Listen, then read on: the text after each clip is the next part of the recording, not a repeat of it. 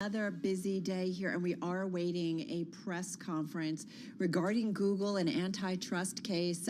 We will take you there as live as those proceedings begin. In the meantime, it is all about earnings. We're still early in the earnings season, to be quite honest. Stocks a little bit change as we kind of go from report to report, but we really are waiting for big tech to come out and see exactly what they have to say. Yeah, more on that and today's trade in just a moment. And as Carol mentioned, we're going to go all in on U.S. justice officials calling for a breakup of Google's ad tech business. We'll bring you the latest there as soon as this press conference starts. And then, Carol, Microsoft, speaking of, historically antitrust, right? Right. They're up after the bell. They seem to be always on the radar when it comes to antitrust officials. Okay, so we're going to talk Microsoft, we're going to talk Google, we're going to talk about Elon back on the witness stand. We're also going to talk about the Wall Street digital wallet looking to go head-to-head against PayPal. And nuclear power plants push the limit and the promise of fusion energy. Yeah, we're going in on energy in a big way. First up, though, let's begin with a check on that trading day. Here is Charlie Pellet. Hi, thank you very much. An extraordinarily busy day, Carol and Tim. Got to keep it locked into Bloomberg Radio. Do want to begin with the breaking headline from the Bloomberg Professional Service. Germany will be sending Leopard tanks to Ukraine. That finalized moments ago, getting word in the tweet, but again, worth repeating. Germany will be sending Leopard tanks to Ukraine, a story we're following. More details coming up. Microsoft after the bell today, down now by 0.4%. Texas Instruments also scheduled to report down 0.9%. Capital One Financial also on deck after the bell, up now by about 0.5%. Certainly earnings front and center today. Elizabeth Burton is client investment strategist at Goldman Sachs Asset Management. I think a lot of us anticipated earnings pressure going into the holiday season, the amount of discounting and sales that we saw on the retail side, and I think that's going to continue, that we're going to see companies struggle with passing through the margin increases, and it's going to translate into more difficult earnings scenario. And again, Microsoft shares down now by 0.3%. Jeremy Grantham, the co-founder and long-term investment strategist of GMO, is warning the popping of the bubble in U.S. stocks is far from over, and investors should not get too excited about a strong start to the year for the market. And the New York Stock Exchange is probing what caused those wild price swings and trading halts when the market opened this morning. The shares for dozens of the biggest American companies suddenly plunged or spiked. Here's where we stand right now. We've got the Dow up 58 points, up by about 0.2%. S&P down 5, drop there of 0.1%. Nasdaq down 25, a drop there of 0.2%. 10-year at 3.46%, the 2-year yield 4.19%. Spot gold up 0.2%, $19.34 the ounce. West Texas Intermediate crude down 2.2%, back below 80 now, 79.76 a barrel. Lots going on. I'm Charlie Pellet, and that is a Bloomberg Business Flash. All right, Charlie, thank you so much. Now to D.C. and the Department of Justice. Attorney General Merrick Garland making some comments when it comes to Google. I'm going to begin my remarks today just as I did yesterday, offering my condolences to the families of the victims of yet another mass shooting in our country. All of us at the Justice Department, including the FBI and ATF, will continue to support the Half Moon Bay community in the difficult days ahead. And as I said yesterday, the Justice Department is committed to doing everything in our power to protect our communities from the gun violence that is leaving no community in this country untouched. Today, the Department of Justice, joined by 8 states, filed a civil antitrust lawsuit in the United States District Court for the Eastern District of Virginia against Google. We alleged that Google has used anti-competitive, exclusionary, and unlawful conduct to eliminate or severely diminish any threat to its dominance over digital advertising technologies. These technologies, which are known as ad tech, automate advertising sales by website publishers to online advertisers. When an internet user opens a web page that has ad space to sell, ad tech tools almost instantly match the website publisher with an advertiser looking to promote its products or services in the website to the website's user. This product and process typically involves the use of an automated advertising exchange. This exchange runs a high-speed auction designed to identify the best match between a publisher selling internet ad space and advertisers looking to buy it. As alleged in our complaint, For 15 years, Google has pursued a course of anti-competitive conduct that has allowed it to halt the rise of rival technologies, manipulate auction mechanics to insulate itself from competition, and force advertisers and publishers to use its tools. In so doing, Google has engaged in exclusionary conduct to severely weaken, if not destroy, competition in the ad tech industry. As detailed in our complaint, we allege that Google's anti-competitive conduct extends to three significant elements of the digital ad buying process. First, Google controls the technology used by nearly every major website publisher to offer advertising space for sale. Second, Google controls the leading tool used by advertisers to buy that advertising space.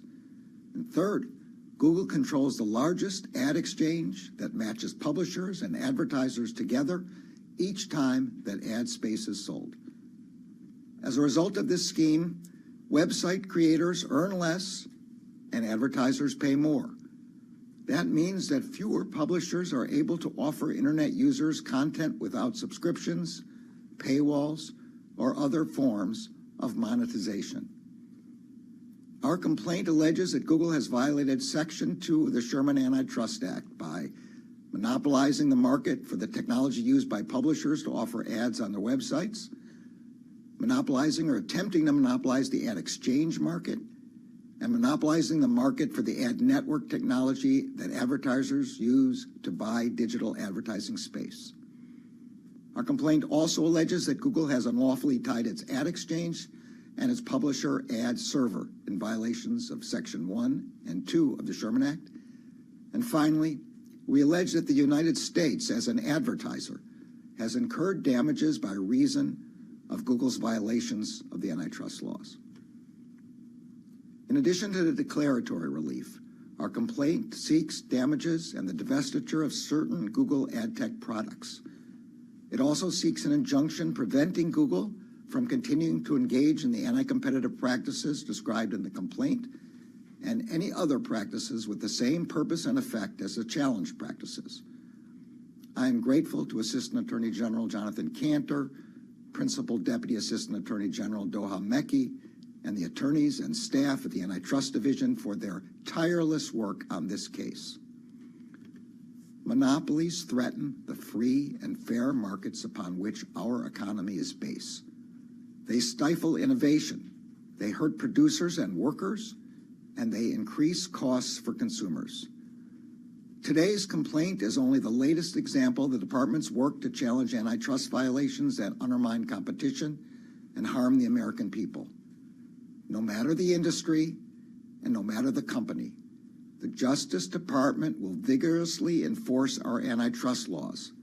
We will aggressively protect consumers, safeguard competition, and work to ensure economic fairness and opportunity for all. I will now turn the podium over to Associate Attorney General Vinita Gupta.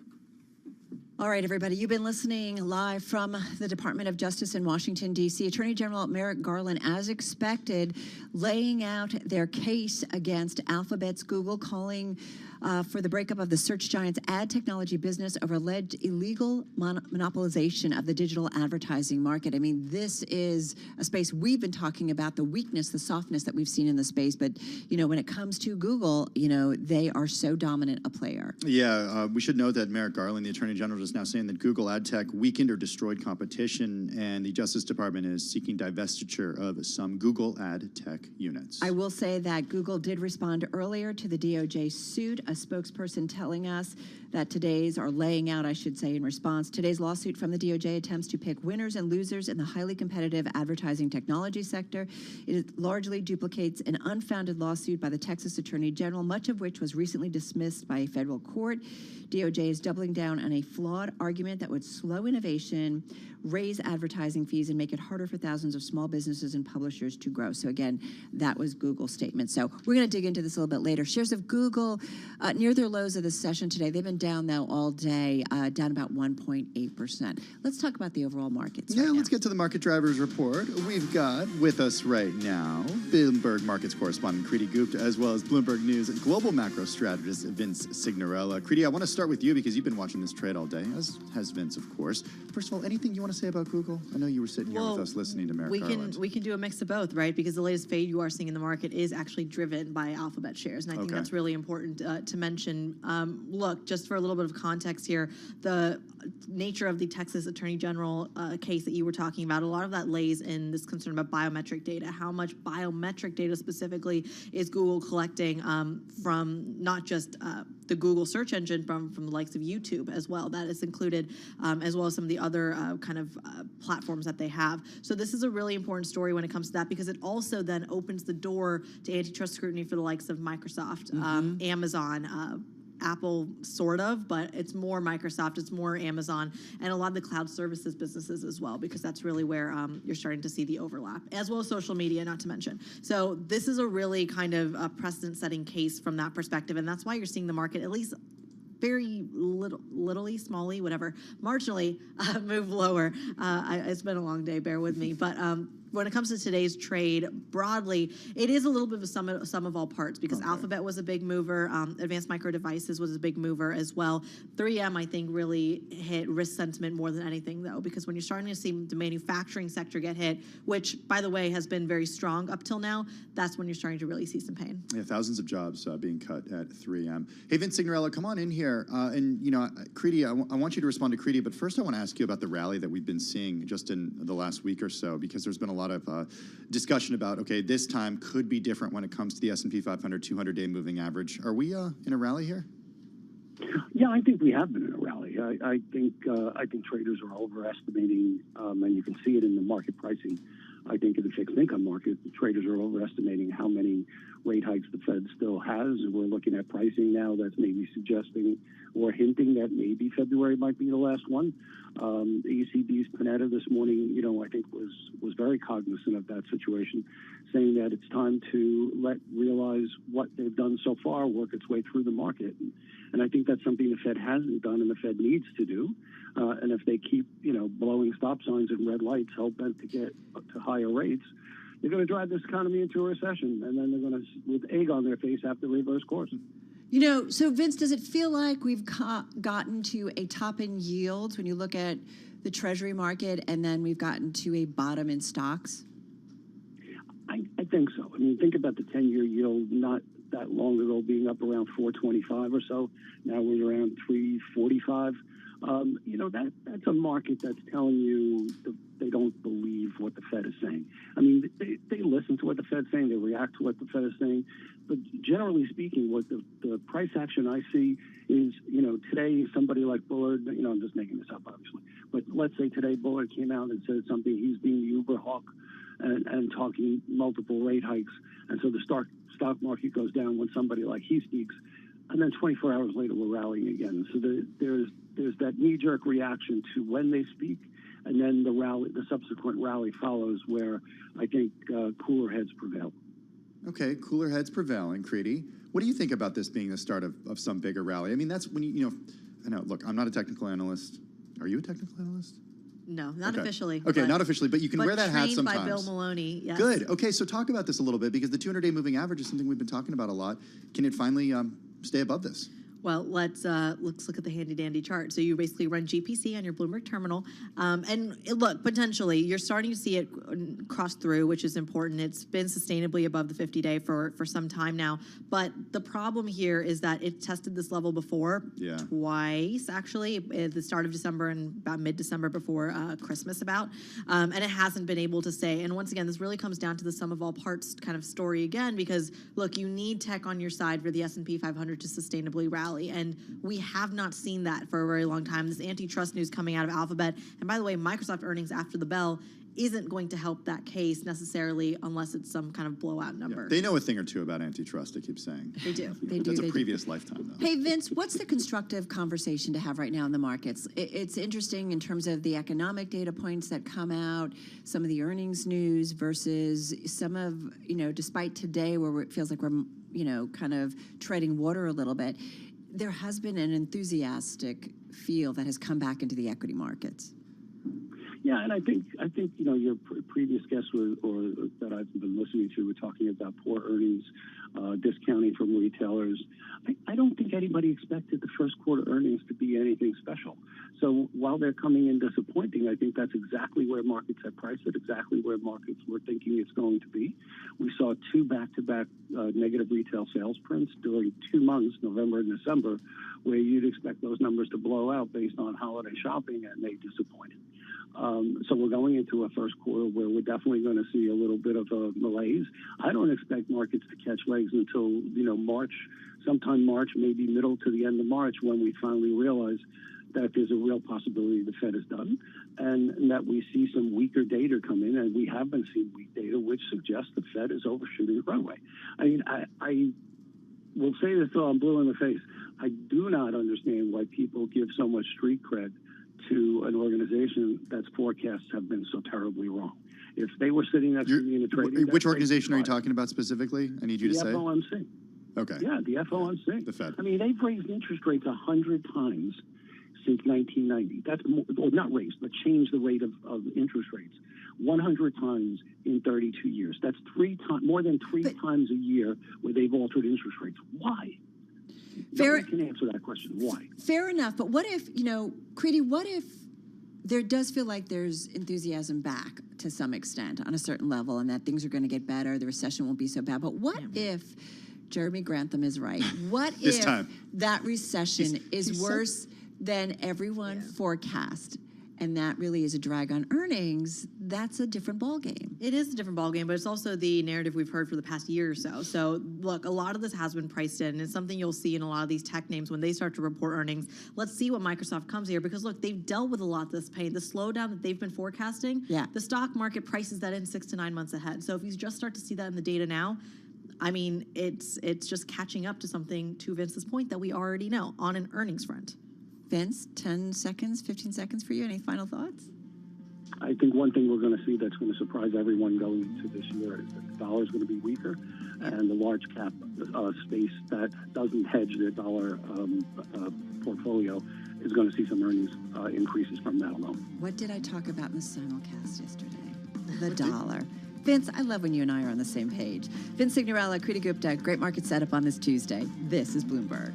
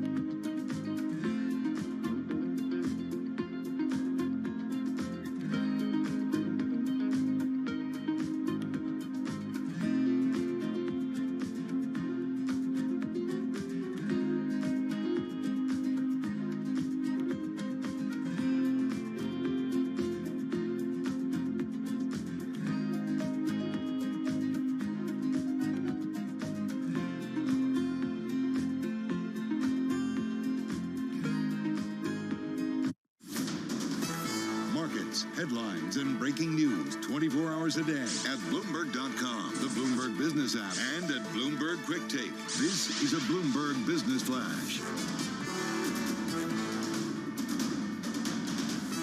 It's 2:21 on Wall Street. I'm Charlie Pellet. The U.S. Justice Department and 8 states have sued Alphabet's Google, calling for the breakup of the search giant's ad technology business over alleged illegal monopolization of the digital advertising market. Alphabet shares now down by 1.6%. We've got stocks fluctuating. The Dow higher, S&P, NASDAQ both lower. Little changed on the S&P right now.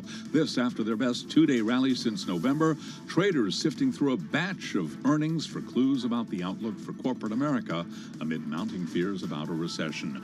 Microsoft front and center after the close of trading today. Will be all over those numbers and the headlines and analysis as the story breaks, but Microsoft right now down 0.1%. Here's where we stand. The S&P's down 5, down 0.1%. The Dow up 60, up by 0.2%. NASDAQ down 26, a decline there of 0.2%. 10-year yield, 3.46%, with the 2-year, 4.20%. Spot gold up by about 0.3% right now, looking at a gain of $5 the ounce to $19.36 on the precious metal, while West Texas Intermediate crude down 2%, 80.01 a barrel on WTI. Again, recapping here, stocks trading mixed with the S&P down 0.1%. I'm Charlie Pellet, and that is a Bloomberg Business Flash. So the parade continues. Not the earnings parade. Yeah. It's the jobs cuts parade, right? I don't want to go to that parade. No. It's definitely a thing, though, in 2023. 3M, the latest, we heard Creedy talk about it earlier, saying it plans to cut about 2,500 manufacturing jobs. Then we had Ford and Spotify announcing layoffs yesterday, and this comes on the heels of recent cuts from Microsoft, Amazon, Salesforce, Alphabet, and more. It's definitely a thing. It is a thing. So the question is, what's an employee to do if they've been laid off? How do you land your next job in an ever-changing job market? We've got with us this afternoon Dr. Mona Morshed, founder and CEO at Generation. This is an independent nonprofit. It was founded a few years ago by McKinsey to help prepare people for jobs. She joins us via Zoom from Washington, D.C. Dr. Morshed, good to have you with us this afternoon. I want to talk more about Generation in just a second, but first of all, I want to get your thoughts on what we're seeing in terms of layoffs. And I want to look at this in the context of, we're still in a jobs market that's, really, really tight. I mean, unemployment rate is historically low still. Absolutely. So there are a number of things happening right now. Obviously, we're all waking up to headlines every day where there are slews of job cuts which are being announced. That has a couple of ramifications. First of all, obviously, it means adversity for those individuals and those families. But what we're also seeing is that there's a slowdown in new hire vacancies as well, in addition to the job cuts. And so there are two forces happening at the moment. For those individuals who are finding themselves a slowdown in new hire vacancies. What does that mean? So for postings for new hires, there's a slowdown in those. So there's both cuts as well as a slowdown in hiring. So it affects two populations, those currently in jobs who are losing them and those who are applying afresh to new jobs. And so we're starting to see data, at least in the US, of it taking 3 to 6 months for people to find jobs in certain pockets.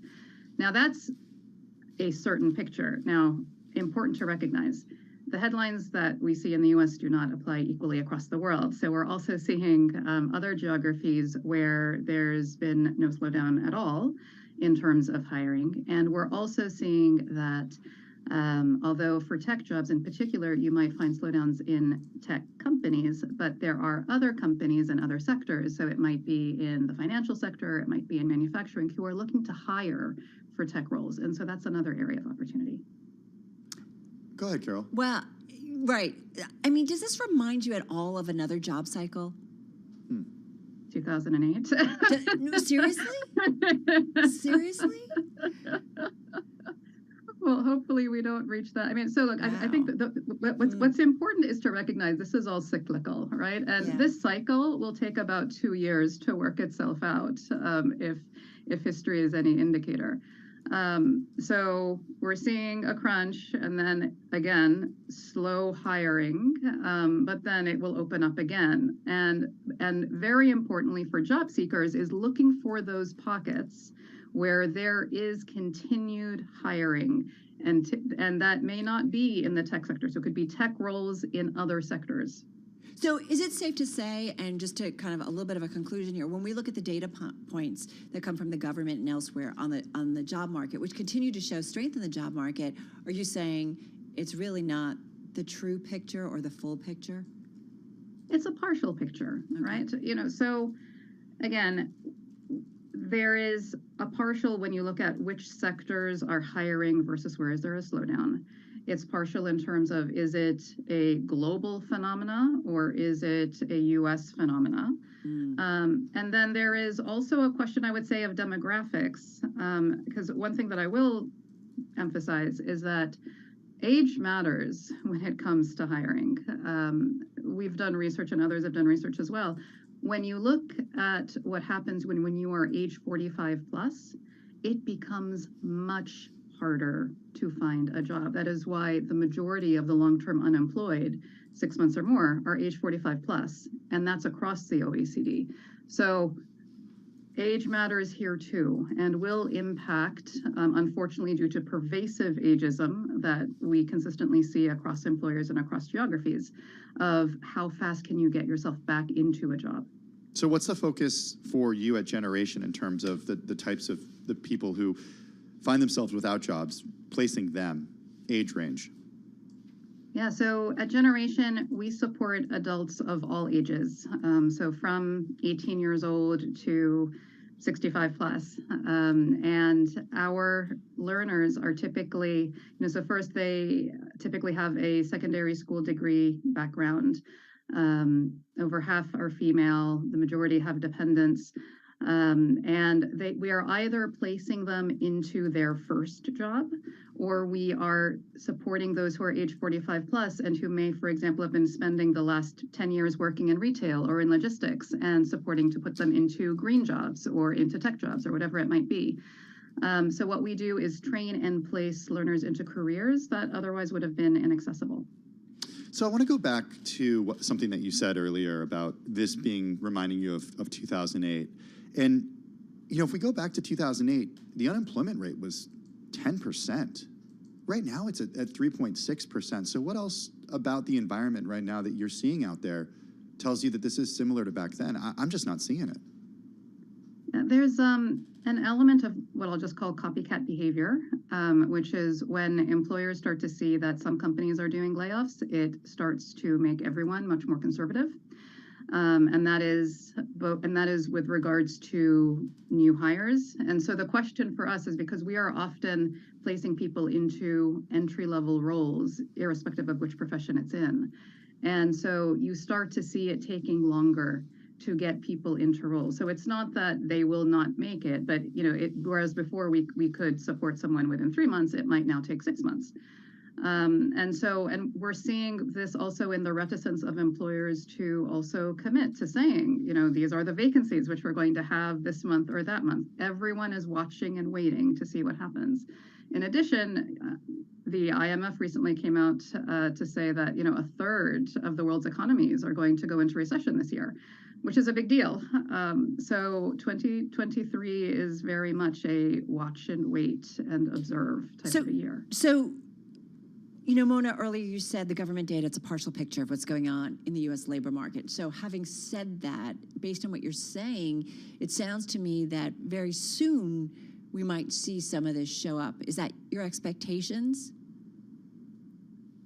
The expectation is absolutely that over the coming months, we're going to see, not just for the U.S. economy, but for the world, how resilient is the hiring going to be. And it will obviously, nothing will ever be true across the entire world, but it'll be in pockets.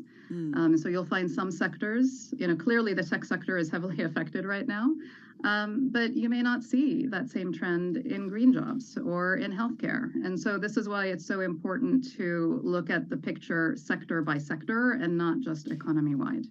Older workers, do we need them? Absolutely, we need them.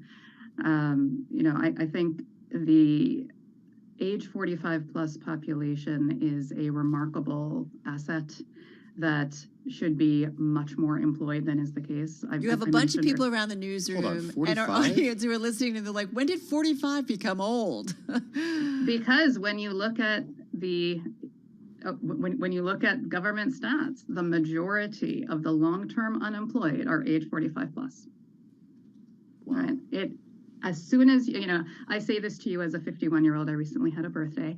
And so, thank you. No, but it's interesting because, we talk about aging demographics and the impact it can have on a country's economy, right? We've talked about it certainly with Japan. We've talked about it with the U.S. increasingly. We've talked about it even with China, who's seeing an aging population and the costs that has in so many different ways. I don't know.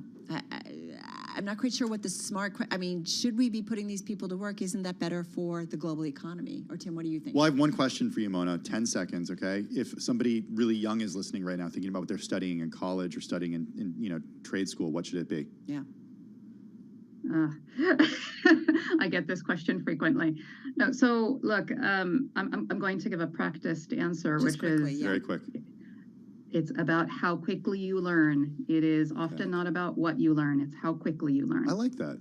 Interesting. All right. Some really thoughts in terms of today's labor market. Dr. Mona Morshed, founder and CEO of Generation via Zoom from Washington, D.C. Let's get a check on the latest world and national news with Nancy Lyons in the 99.1 newsroom in Washington, D.C. Hey, Nance. Thanks, Tim. The U.S. Justice Department and 8 states are suing Google and calling for the breakup of the search giant's ad technology business.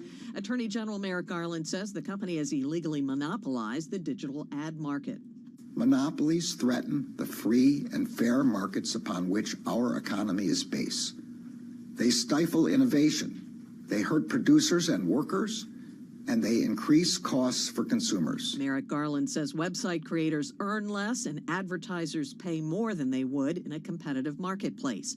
Google says the lawsuit largely duplicates a lawsuit by the Texas Attorney General, much of which was recently dismissed by a federal court. Concerns over market dominance in the ticketing sector had executives from Live Nation and Ticketmaster testifying in the Senate today about what went wrong during the pre-sale for Taylor Swift's tour. Live Nation president and CFO Joe Berchtold says they're working on fixing the problem. We have invested over $1 billion in capital to improve the Ticketmaster system. Much of this was on technologies to eliminate fraud and to get tickets to fans instead of ticket scalpers using bots. Joe Berchtold says those ticket scalping bots slowed down sales, which led to the company's failure.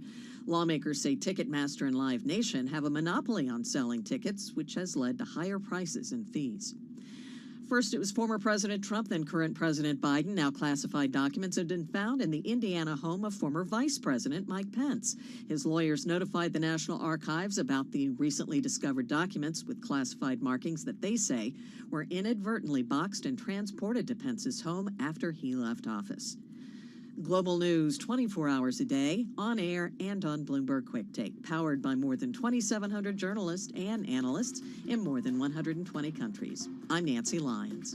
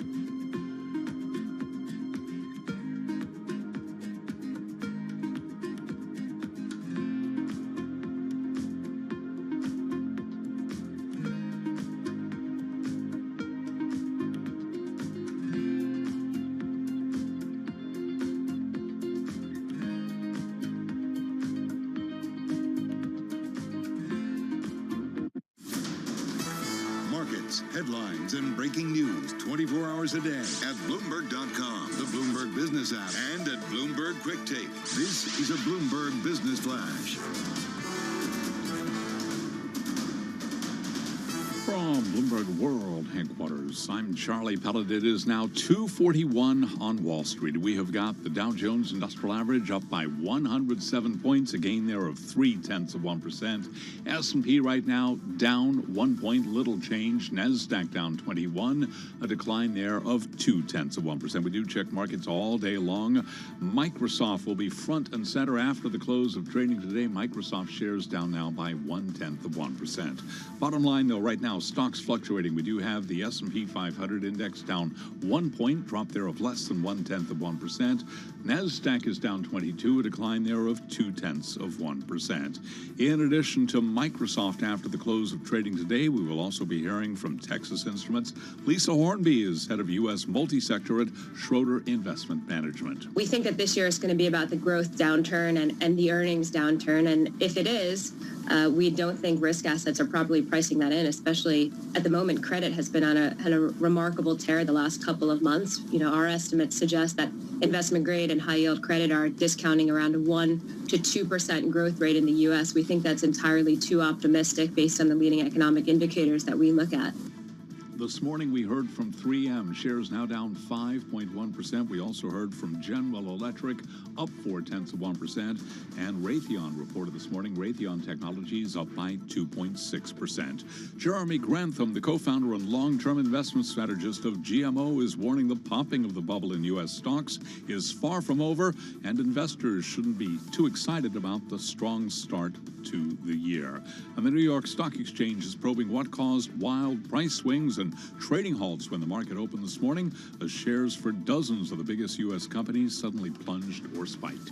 10-year yield 3.46%, spot gold up 0.3%, 1936 the ounce. West Texas Intermediate crude down 1.8%, 80.12 a barrel. I'm Charlie Pellet, and that is a Bloomberg Business Flash. All right, Charlie, thank you so much. Well, as you know, it's official. We had headlines a few hours ago, and then the DOJ at the top of the hour confirming that it and actually 8 states are suing Alphabet's Google, calling for the breakup of the search giant's ad technology business over alleged illegal monopolization of the digital advertising market. To be fair, Google has been down throughout the day. It is, though, now at its lows of the session, Tim. It's down about 2.3%. The question is, what do we need to know, and what does our investing audience need to know? And is there a chance that, this type of regulatory action spills into other large tech companies? For all the answers, we turn to Bloomberg News technology reporter Jackie Davalos, who joins us from our 99.1 studio in Washington, D.C. Jackie, good to have you with us. So give us the big takeaways from the press conference that just finished up moments ago with Merrick Garland and others. Sure, Tim. So it's important to understand that the suit is taking aim at Google's digital advertising business. Now, what this means is that, it's the Justice Department is looking to break up its control over a massive market that's worth over $600 billion, and Google rakes in about 27% of this digital advertising spend. The next major player is Facebook's parent Meta, followed by Amazon. But what they're really focusing on here is what they call abuses to monopoly power. It's looking to break up some of that advertising business, and in practice, this would mean forcing Google to divest at least some of its advertising operations. So, Jackie, help me out. I'm looking at Google 2022 year estimates. I guess the final is they're looking at about almost $234 billion. It's a lot of money. How much of that is the ad market and the ad business?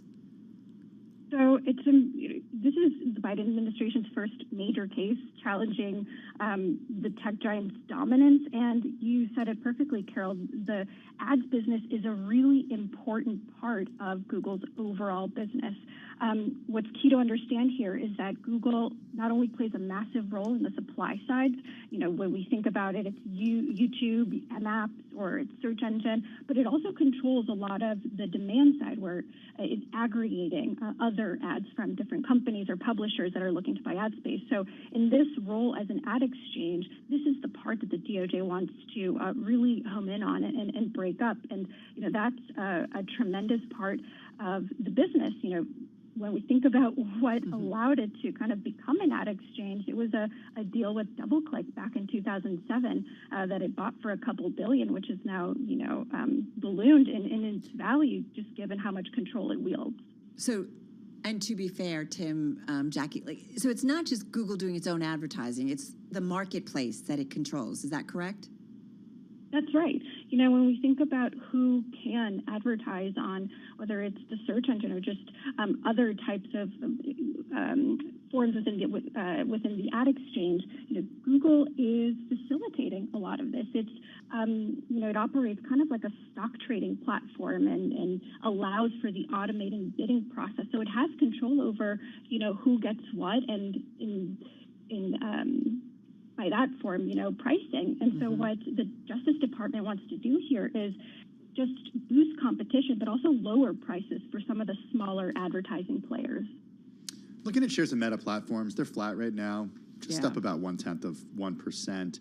Is there any concern, Jackie, that, this action from Merrick Garland, the Department of Justice, is sending a message across a broader tech company, and company like Meta Platforms, the parent company of Facebook, WhatsApp, and Instagram, would have to, divest some of its own products as a result of this action? Or, a separate action, like concern that this could spread? Yeah, so what this is really signaling is that the Justice Department and the Biden administration are not holding back when it comes to taking a punch at breaking up big tech.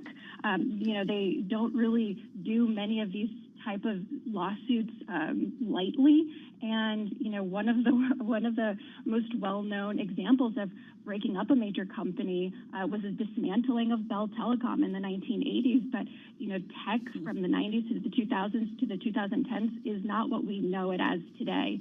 And Google, when we think about how many different types of businesses it plays in, this is a really key way in which it could boost competition for other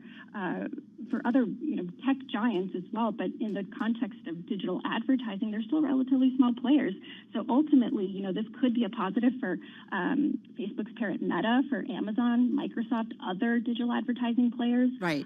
But ultimately, for Google's business, this could be a major risk that doesn't show signs of going away anytime soon. Looking at some Bloomberg numbers, Alphabet's ad operations expected to bring in $73.8 billion in U.S. digital ad revenue in 2023. So this year, most of that, $58.5 billion, comes from Google's search advertising business. The remaining $15.29 billion is from display ads.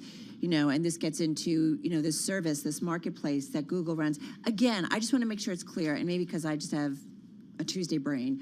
But Jackie, what the Justice Department is going after is the exchange part of the advertising business, right? The control that Google has, not just Google's own ads that it runs? That's correct. Okay. That's exactly the part, that supply side, the demand side that is aggregated via Google's ad exchange.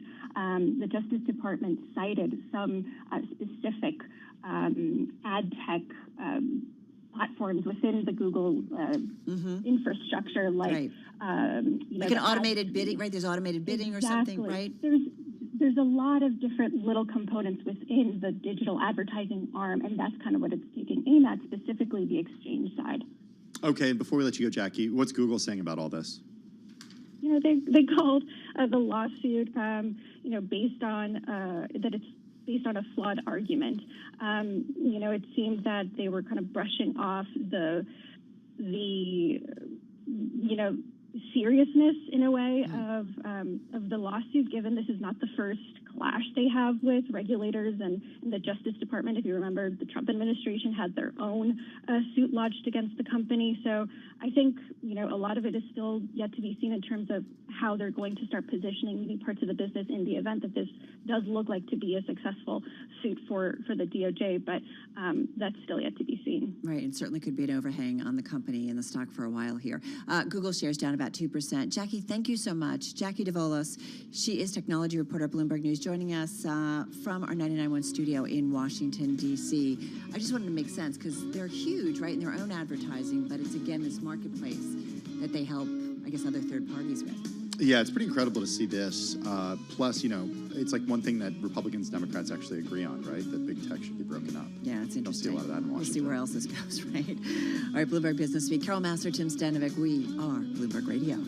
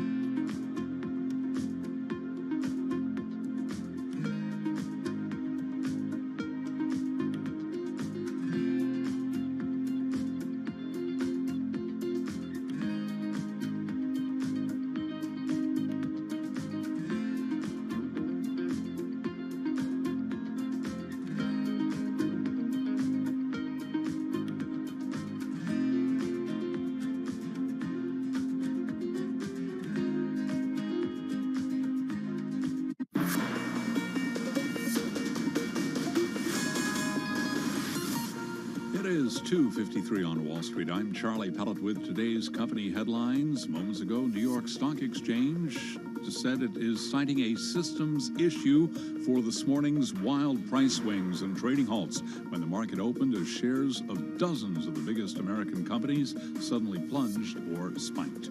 The U.S. Justice Department and 8 states are suing Alphabet's Google, calling for the breakup of the search giant's ad technology business over alleged illegal monopolization of the digital advertising market. Bloomberg technology reporter Jackie Davalos was interviewed moments ago right here on Bloomberg Business Week. What this is really signaling is that the Justice Department and the Biden administration are not holding back when it comes to taking a punch at breaking up big tech. They don't really do many of these type of lawsuits lightly. And right now we do have Alphabet shares down by 1.9%. The lawsuit represents the Biden administration's first major case nation's largest tech companies following through on a probe that began under former President Trump. 3M plans to cut about 2,500 manufacturing jobs. 3M shares down now by 5%. 3M, of course, the maker of Post-it notes, surgical supplies, and touchscreen displays. General Electric expects profit to climb this year. GE shares up by 0.6%. Raytheon Technologies out with earnings this morning. Raytheon up by 2.75%. Those are some of the company stories we're following this hour. I'm Charlie Pellett.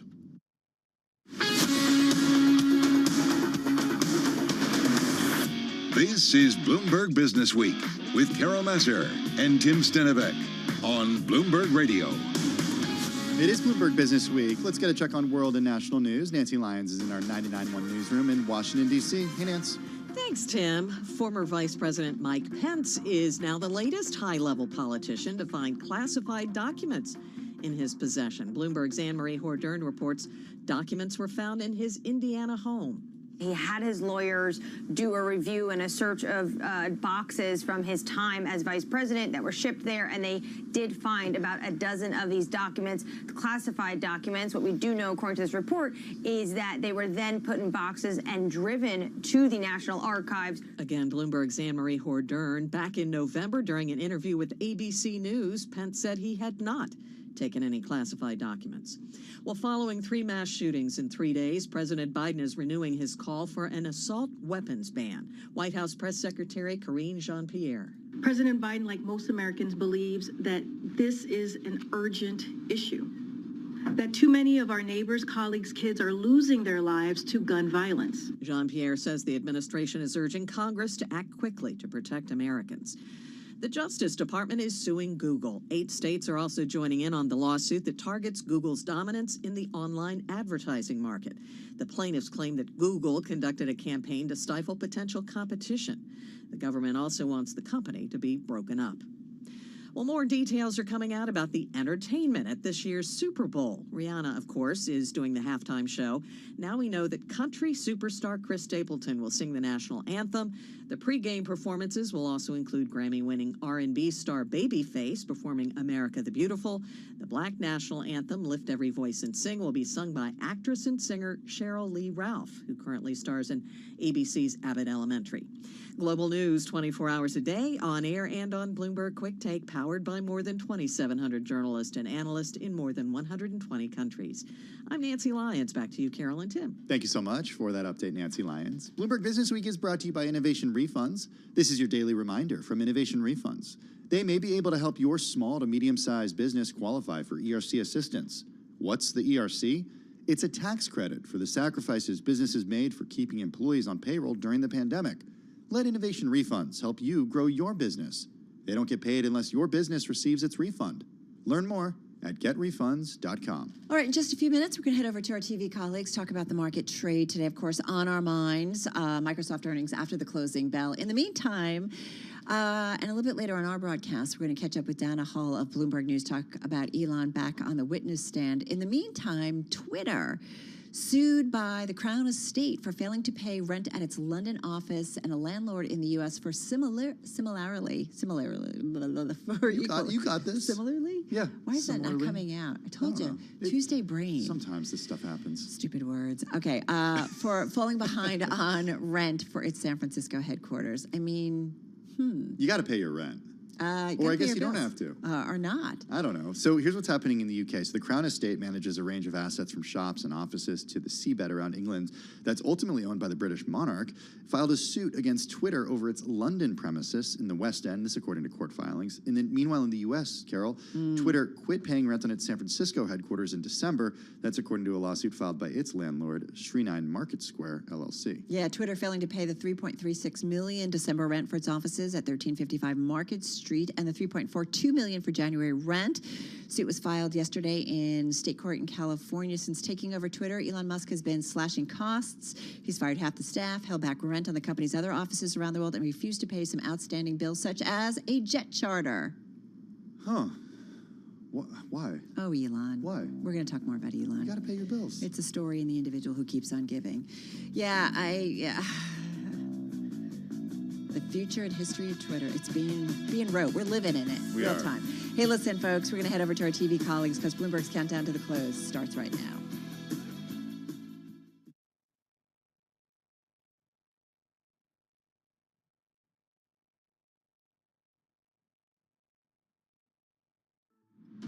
Countdown to the close. Bloomberg's comprehensive cross-platform coverage ahead of the U.S. market close starts right now.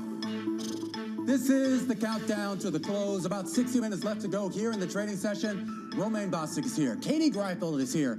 And now our colleagues, Carol Massar making an appearance alongside Tim Stenovic. Welcome to our audiences across Bloomberg Television, Radio, Quick Take, as well as on YouTube. Coming off a pretty strong rally from yesterday, Carol. A mixed bag here on the day. The Dow and the S&P are in the green, but only fractionally. Everything else in the red, but only fractionally. Yeah, this is what happens when the Fed goes dark, right? We're waiting for that first Fed meeting, and we're waiting for some really big earnings, including Microsoft, after the closing bell. Having said that, we have felt as of late a change in sentiment, the tone, and that has benefited the likes of some of the big tech names, and including ARK Innovation, because their flagship ETF, their innovation ETF, it is on track, well on its way to one of its best months on record. It's up around 23% for the month, still down about 47% in the past year, still down about 75% from its all-time high. We're showing a chart for TV and Quick Take and YouTube. You can see the perspective. Keep in mind, investors adding a net $164.3 million to ARK Innovation in the latest session. That's the most since November 11th.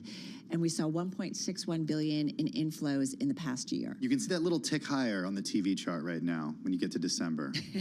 But that's what you're talking about. What's your point? Perspective? Yeah, perspective. All right. All right, well, speaking of keeping things in perspective, it's all about the perspective from executives of the major companies that we're going to be hearing from, not just today with Microsoft and Texas Instruments, but tomorrow. I mean, we got Boeing, we got AT&T, we got IBM, we got to look at real estate with SL Green, we got Tesla, of course, after the bell. We are just getting started when it comes to earnings, and it's a good thing that's happening this week because, yeah, we're not hearing from anyone at the Fed. All right. Well, of course, the micro is going to be driving things for a while, and I think that's part of the reason why you're seeing a little bit of stasis here in the market today. Those earnings that we got earlier out of 3M and Union Pacific putting a little bit of a chill on the market here. Only up less than 0.1% on the S&P 500, 0.4% on the Dow. We're relatively unchanged right now on the NASDAQ and the Russell 2000. You have a little bit more action if you look at the sector level, but not much. You have 8 sectors in the green right now out of 11. That means 3 are in the red. You look at what's leading the action. It's industrials up about 0.8%, followed by utilities and real estate. I don't know, industrials, utilities, that seems pretty defensive to me. You look at what isn't doing too well today. It's healthcare at the bottom with a loss of about 0.6%. So still not too much action. All right, we talk about some of those earnings we got. Of course, Union Pacific, the big railroad, still dealing with some volume growth issues that needs to be sorted out. Those shares down about 3% here on the day. 3M, one of the biggest decliners in the S&P 500 on the day, down 5%. That company's still struggling with costs and trying to get them under control. Of course, we've been talking a lot today about antitrust concerns here. The CEO of Live Nation testifying on Capitol Hill a little bit earlier today about that Taylor Swift debacle, and of course the headlines that we got a little while ago on the Department of Justice suing Alphabet over some of the ad practices at Google. Alphabet shares down 2% here on the day. Of course, all the talk here over the last couple of days and really to start the year involved chips. In fact, the Philadelphia Semiconductor Index had been the best performing of the major subsectors heading into this year here. Taking a little bit of a breather here, and a big part of the reason is the chart on the screen. Overbought conditions, which came in pretty fast and furious. Maybe that was on the back of some of the expectations, Carol, about the cyclicality and more importantly, the upward cyclicality that a lot of people were betting on here, but maybe it got a little bit too far ahead of itself. Still going to have to wait a few more days before we get a real spate of earnings. We get Texas Instruments tonight, but the real meat of them aren't going to come until next week. Yeah, you do feel like the enthusiasm we've seen in some of the areas, whether it's semiconductors and some others, we need some more confirmation of that enthusiasm, if you will, and Intel can maybe provide some of that. In the meantime, I do want to get to one of the most well-known bears on Wall Street. We're talking about Jeremy Grantham. This is among, I think it's the most read story in the Bloomberg in the past 8 hours. He's co-founder, long-term investment strategist over at GMO. He says the popping of the bubble in U.S. stocks is far from over. Here's specifically what he says. The range of problems is greater than it usually is, maybe as great as I've ever seen. He said this in an interview with some of our colleagues on the print side. There are more things that can go wrong than there are that can go right, he added. There's a definite chance that things could go wrong and that we could have basically the system start to go completely wrong. On a global basis, he calculated that the value of the S&P at the end of the year should be about 3,200, guys. So again, this is, someone who's bearish, so. Who's going to comment first? Okay, that's an important comment there. Somebody who's bearish. I mean, I don't think I've ever heard him in a year be bullish, right? Like this is somebody who is essentially a perma bear. I mean, repeated over and over again that stocks are going to go down, and sometimes he's right. But he's had a fund that's done pretty well, right, since the end of late last year into this year. So. We're talking stocks went down. Well, yeah, the GMO equity dislocation strategy, that is long value equities, short those that the company sees as being valued at, quote, implausible growth expectations, gained nearly 15% last year through November. I think that's really interesting that, again, it's not just long value, it's also short some stocks. Have to imagine that helped out a lot. Yeah, and I mean, one thing, I think a lot of people always kind of to poke holes in some of his forecasts, given his long track record of being bearish. There was also, I think, a market cycle, at least over the last 10, 12 years, that I think really worked against him. It really wasn't about fundamentals as he looks at very closely. And maybe this time is different, Tim. I mean, you think about a market that has shifted their focus away from just that unbridled growth story, those unbridled narratives, no matter, how outlandish they were. And they are really looking right now at those balance sheets, at those cash flow statements in a way that they weren't doing even just a couple of years ago. Well, the one thing I would say is, there does feel like the sentiment has changed. We talked about this a little bit yesterday. And if the enthusiasm is too enthusiastic, and again, this is where earnings can confirm it or deny it. Enthusiasm is too enthusiastic. What? Well, but I guess my point is, it feels like we're taking risk on again, right? We've seen cryptocurrencies, Bitcoin, different things come back here. We just talked about ARK. If that enthusiasm is misplaced and overdone, and if the recession is worse than maybe we've all been talking about, what would be the implications of that? And could it actually drag the market down a little bit longer than we all thought? Well, to that point, I think it's also interesting. You have Bitcoin, you have the likes of ARK Innovation and those sort of riskier tech names, but also in the debt market, you're seeing the same thing. We were just having a conversation about how it's the riskiest part of the credit market. The triple C's really taking, a bit of a leg higher here. Yeah, I think the big question, too, is, when it comes to the 200-day moving average, and if this rally that we've seen, look, the last 2 days, we've seen the best two-day rally in a few months. If this one actually has staying power, I don't know. Vince Signarella thinks it will, if the Fed doesn't squash it. All right, Microsoft, by the way, just down a hair. We'll see how that changes, especially when they report after the closing bell. Guys, we're going to be back in less than an hour's time. Our cross-platform coverage, Beyond the Bell, we call it. We will count you down to the close on this Tuesday. Radio, TV, YouTube, and Bloomberg Quick Take. We'll see you at 4 p.m. Wall Street time.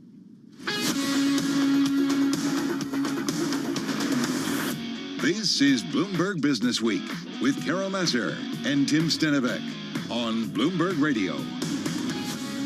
All right, everybody, you are listening and watching Bloomberg Business Week on YouTube, on Quick Take, and of course on Bloomberg Radio. A lot going on, including a story that we got wind of yesterday. You might remember we mentioned that JP Morgan, Bank of America, and some other big banks are planning an online shopping wallet to take on basically the likes of PayPal and Apple Pay. Tim, this was first reported by the Wall Street Journal. Yeah, we wanted to dig a little bit deeper into why the banks are doing this, as well as get a bit of a preview of what we can expect when some of these payments companies like Visa and MasterCard start to report results. That's happening starting on Thursday.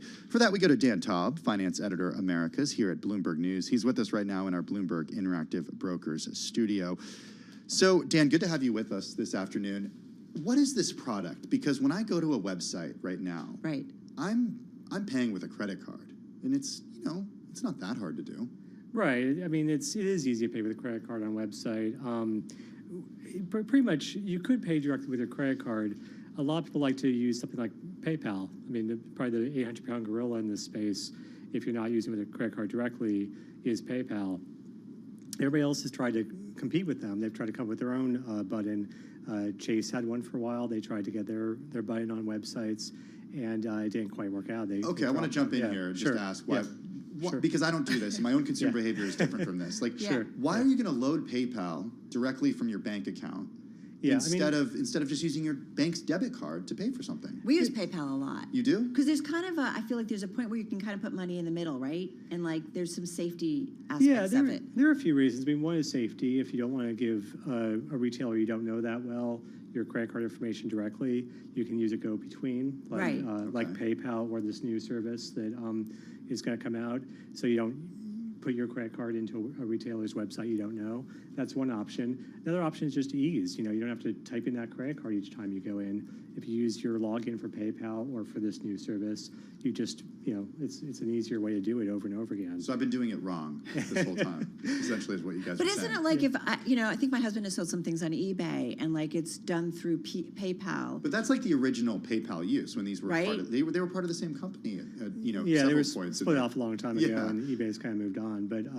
But yeah, I mean, But it's like this kind of safe middle ground, like, right? If something goes wrong, you've kind of got a little bit of recourse. Yeah, you got a little more safety. I mean, yeah, credit cards are pretty safe too. If you get scammed by a credit card, it's not that hard. It's all about the fees, right? For the companies, yeah. I mean, they want to keep And the big banks who say, I want a piece of that. They want to keep you with their credit card. If you're using your let's say your Chase Visa card, that keeps you with them. If you're using PayPal, it's easy to migrate to some other card. It doesn't have to be their card. So they want you to stay with them. What? I'm like a points guy, so I like to, Do you use Apple Pay? I don't use Apple Pay either. Really? I mean, I don't even, So when you go to the store, like, what do you have something on your app? No. At a Apple store, Wallet? I use Apple Pay. Okay. Yeah, for contactless But you mean payments. online you don't? But online, no. It's just like easier for me to, But a lot of times they'll ask you, do you want Apple Pay? And just click, and you're done. I guess I'm only there. shopping at Amazon. I guess that's the only place I shop. But it does raise a question about what else these companies will get. It's a question about data. And I'm wondering how important the data from these retailers is to these banks. Is that a big play here? It helps. I mean, having the information about where you're spending, what you're spending, obviously that's, data is a big business, as we know from your Google tracking and everything.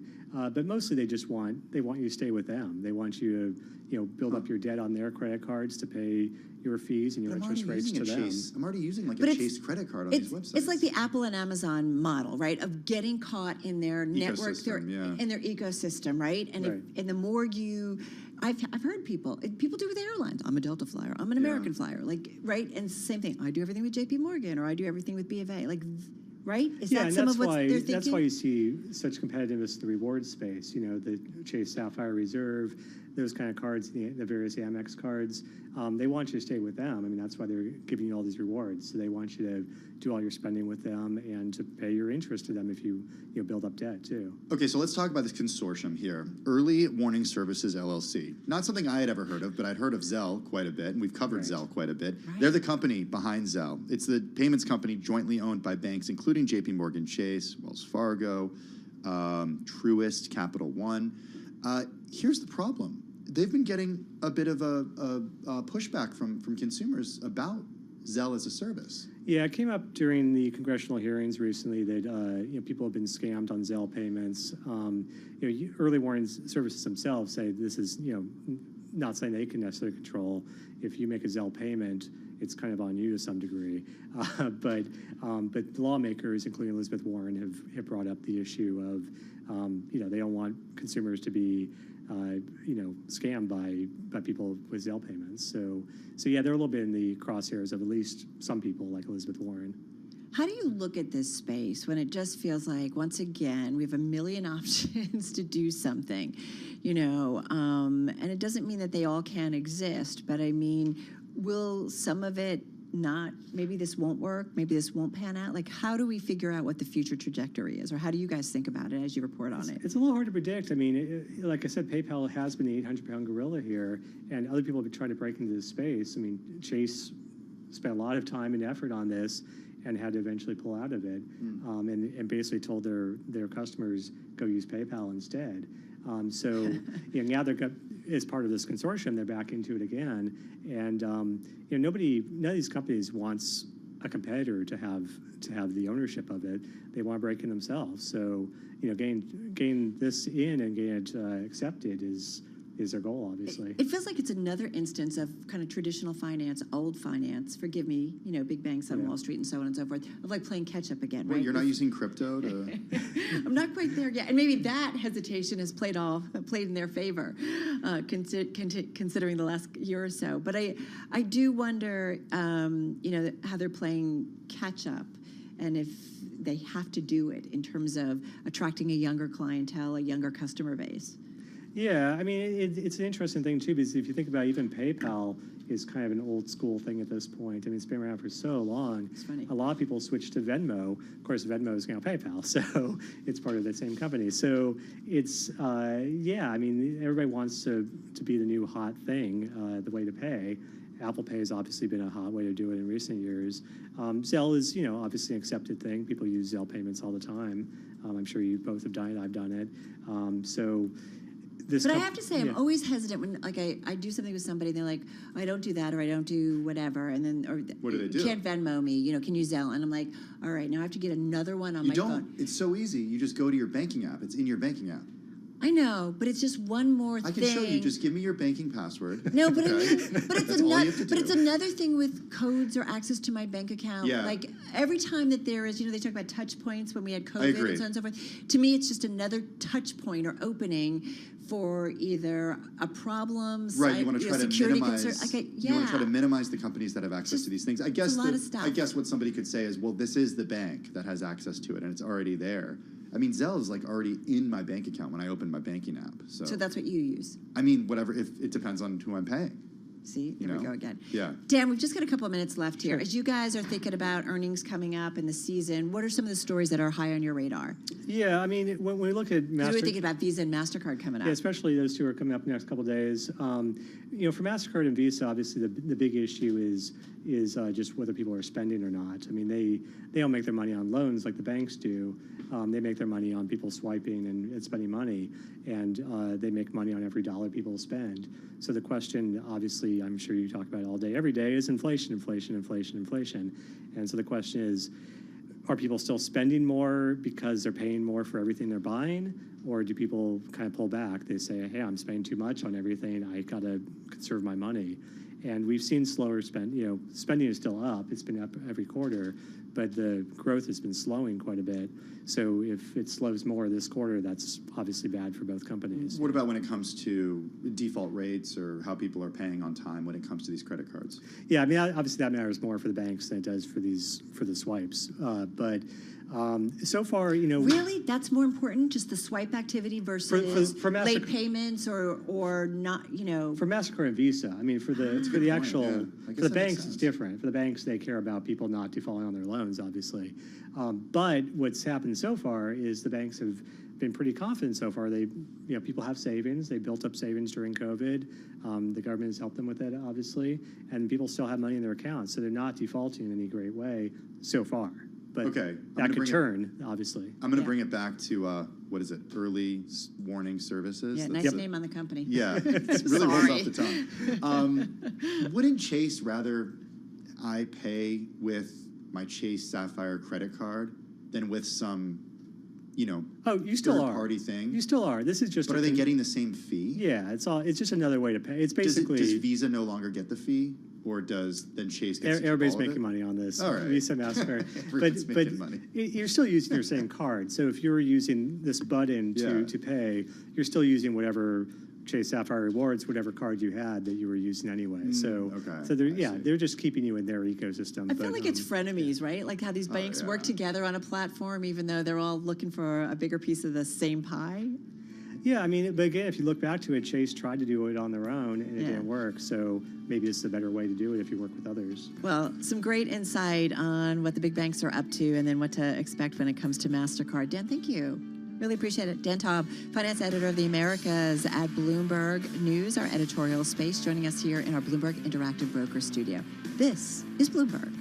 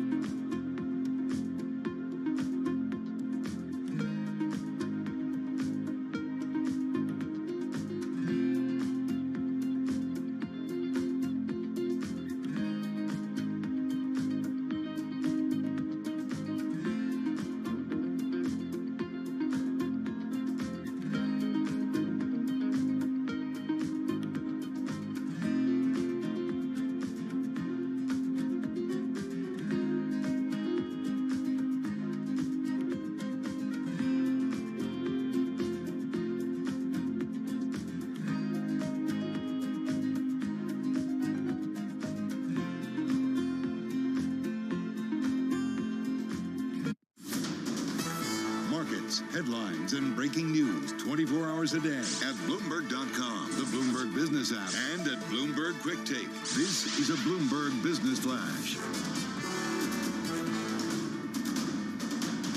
It's 3:21 on Wall Street. I'm Charlie Pellet. We check the markets all day long at Bloomberg. The Dow higher, S&P, NASDAQ, both in the red. Little change, though, and fluctuating. That's the key takeaway for the S&P. Let's head right over to the first word breaking news desk for today's afternoon call. And here he is, Bill Maloney. And good afternoon, Charlie. That's right. U.S. stocks trading mixed right now with the Dow up 103 points. S&Ps are down 3, and NASDAQ is lower by 32. The U.S. 10-year yield at 3.47%. Gold is up 6, oil trading in the red, and Bitcoin is little changed. Among the main 11 S&P sectors, leaders were the industrials and utilities. Healthcare was under pressure, and leaders to the upside in the Dow, Travelers and Caterpillar, while 3M fell 5% after earnings and led to the downside. Also after earnings, GE and J&J were little changed, and the tech space, the U.S. is suing Google, calling for a breakup of its ad business. In geopolitics, Germany is going to send Leopard tanks to Ukraine. And wrapping things up, Capital One, Microsoft, and Intuitive Surgical report after the bell.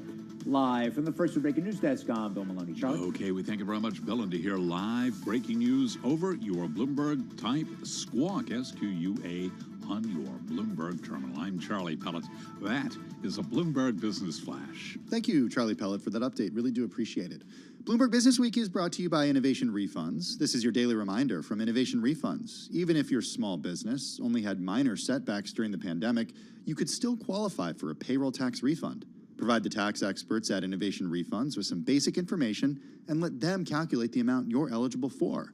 Learn more at getrefunds.com. All right, you are listening and watching Bloomberg Business Week. Carol Master, Tim Stedovic. So it continued. Elon Musk completing a third day of questions over his 2018 tweets. This is when he announced a proposal to take Tesla private, including the possibility of using his holdings in SpaceX to help finance the transaction. We've seen headlines come across about this, along with a multi-billion-dollar commitment by Saudi Arabia's sovereign wealth fund. And then he also talked about his relationship with J.P. Morgan, Tim. Yeah, and how it's soured. Tesla investors allege that Musk misled them with a tweet about a deal that never actually happened. Back with us, we got Bloomberg News technology reporter Dana Hull. She joins us on the phone in San Francisco. Dana, this trial, how would you characterize it so far? You know, I guess the first thing I would say is that, I mean, at this point, Musk is a pretty seasoned witness. He has been in courtrooms a fair amount. I mean, there was the defamation trial in LA, there was the Solar City trial, there was his compensation package in Delaware, and now he's been on the stand for 3 days now in this particular trial, and he did pretty well. I mean, I don't know, what the average person was expecting, but he made it very clear that he was trying to do the right thing. He thought he had enough money to take Tesla private. He thought that the verbal agreement that he had with the Saudis was going to come through, and he didn't set out to deceive anyone. And there was obviously a lot of back and forth and questioning from the plaintiff's attorneys and then his attorney. But I mean, he's a good witness. He did a good job. Okay, fair. Maybe he thought he had it all lined up, Dana. But still, as a CEO of a publicly held company, do you really use Twitter to announce stuff like this? Hold on, we're talking about Elon Musk here. I know. The rules are different. But, I mean, right? Right. Well, so I think the thing is that, Elon doesn't fully think through what the impacts of his actions are. And so what was fascinating to me was that what he basically said was he sent out, so the sort of backstory is the Financial Times reported that the Saudis had taken a stake in Tesla. The story ran. Musk got concerned that the FT also knew that he was in discussion with the Saudis about the take private thing. So then he basically tweeted out that he was thinking about taking the company private because he wanted everyone to know at the same time. He didn't want some investors or some people to have knowledge that the average person didn't have. This is Musk's defense. So the great equalizer, basically. Isn't that why you put out a press release? Yeah. Well, right. I mean, that is, that would be... Sorry, I don't work... Sorry, Dana, I don't work in investor relations, so maybe I don't know.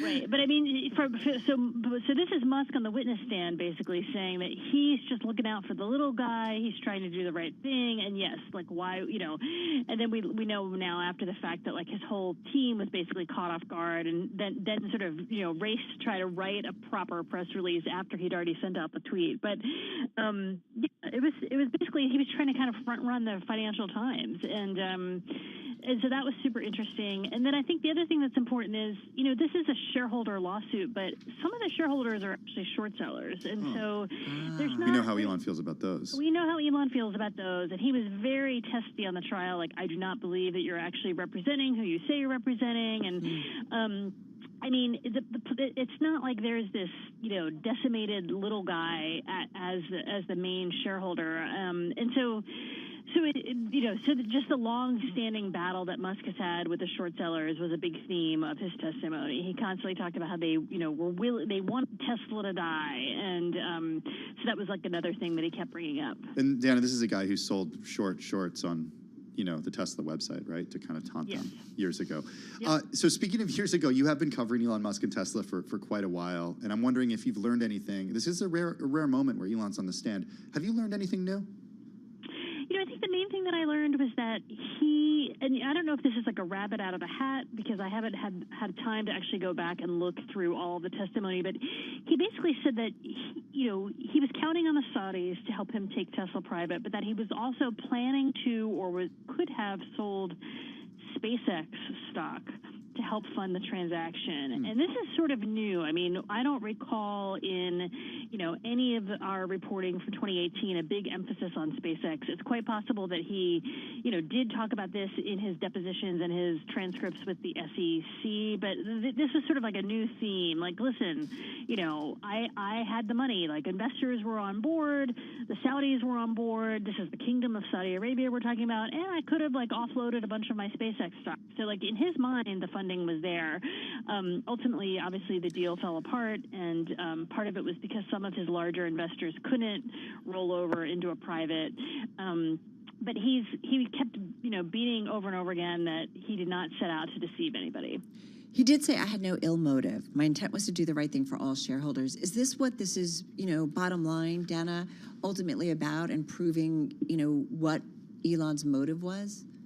I think so. I mean, because this is a fraud case, right? Yeah. So they're trying to prove that he intentionally committed fraud or defrauded investors, and Musk is, trying to show his line, which is that no, I never set out to do this at all. Like, I was really just trying to do right by the average investor.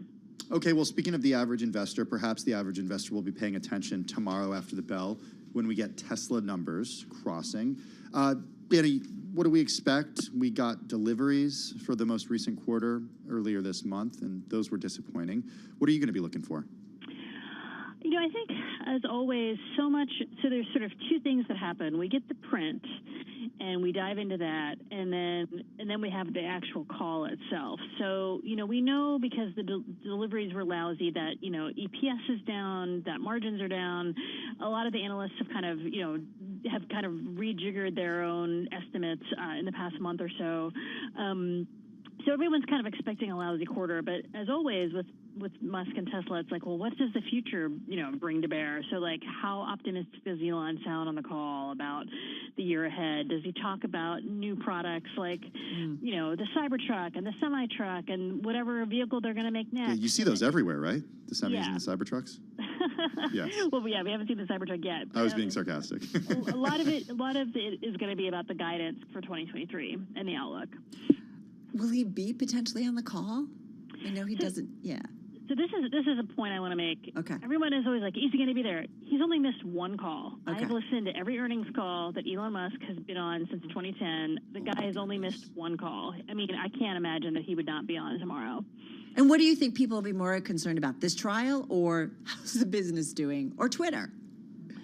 I mean, if he said, oh, by the way, like, the new CEO for Twitter, that would be huge, right? Because Tesla investors are very concerned about how much his attention is divided. But I don't think that this trial is really weighing on people that much. I mean, he's been on the witness stand for 3 days, and Tesla shares have actually recovered quite nicely this month.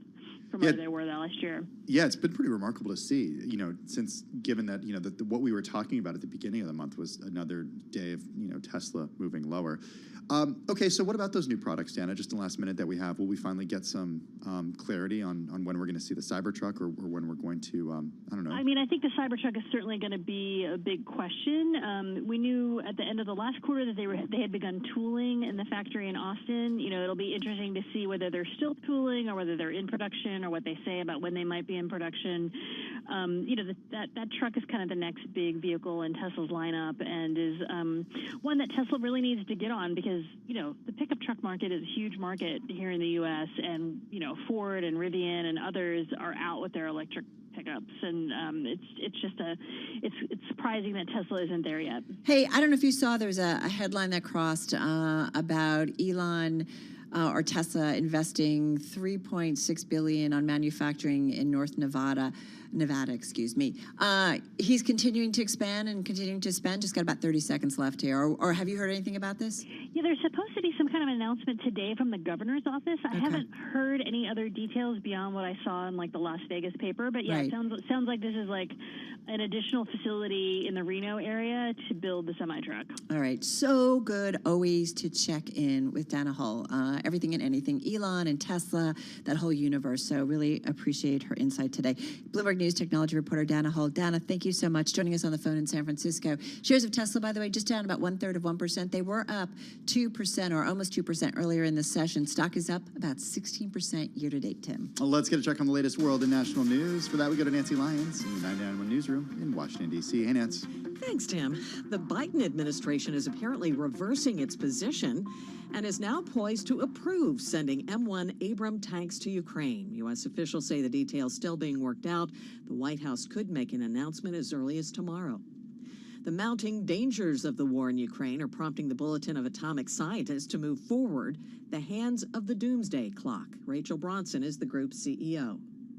The moving of the clock closer to midnight moves us into a period that requires newfound vigilance and focus from leaders and citizens alike. Rachel Bronson says the clock now stands at 90 seconds to midnight, the closest to global catastrophe it's ever been.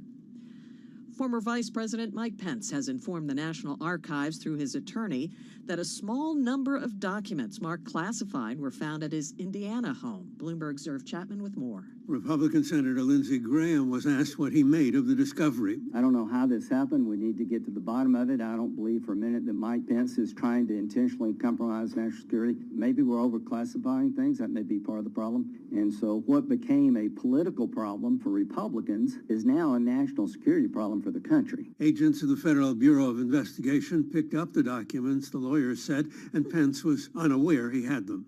In Washington, Irv Chapman, Bloomberg Radio. The Justice Department in several states are suing Google, alleging its dominance in digital advertising harms competition. The government alleges Google tries to neutralize or eliminate its rivals by making it difficult to use competitors' products.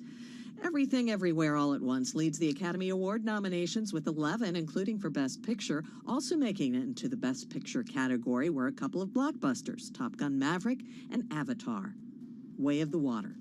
Global news 24 hours a day on air and on Bloomberg Quick Take, powered by more than 2,700 journalists and analysts in more than 120 countries. I'm Nancy Lyons.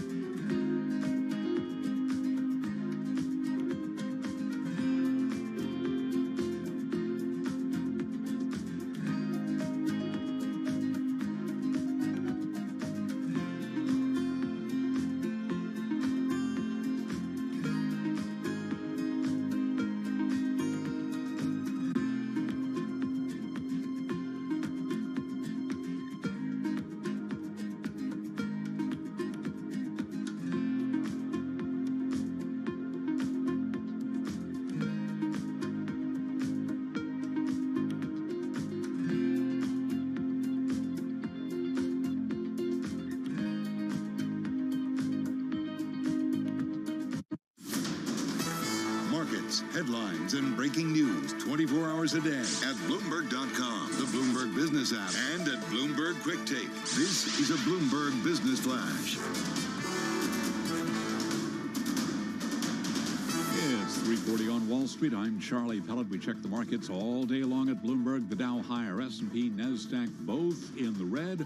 Stocks are lower after their best two-day rally since November. Traders sifting through a batch of earnings for clues on the outlook for corporate America amid mounting fears about a recession.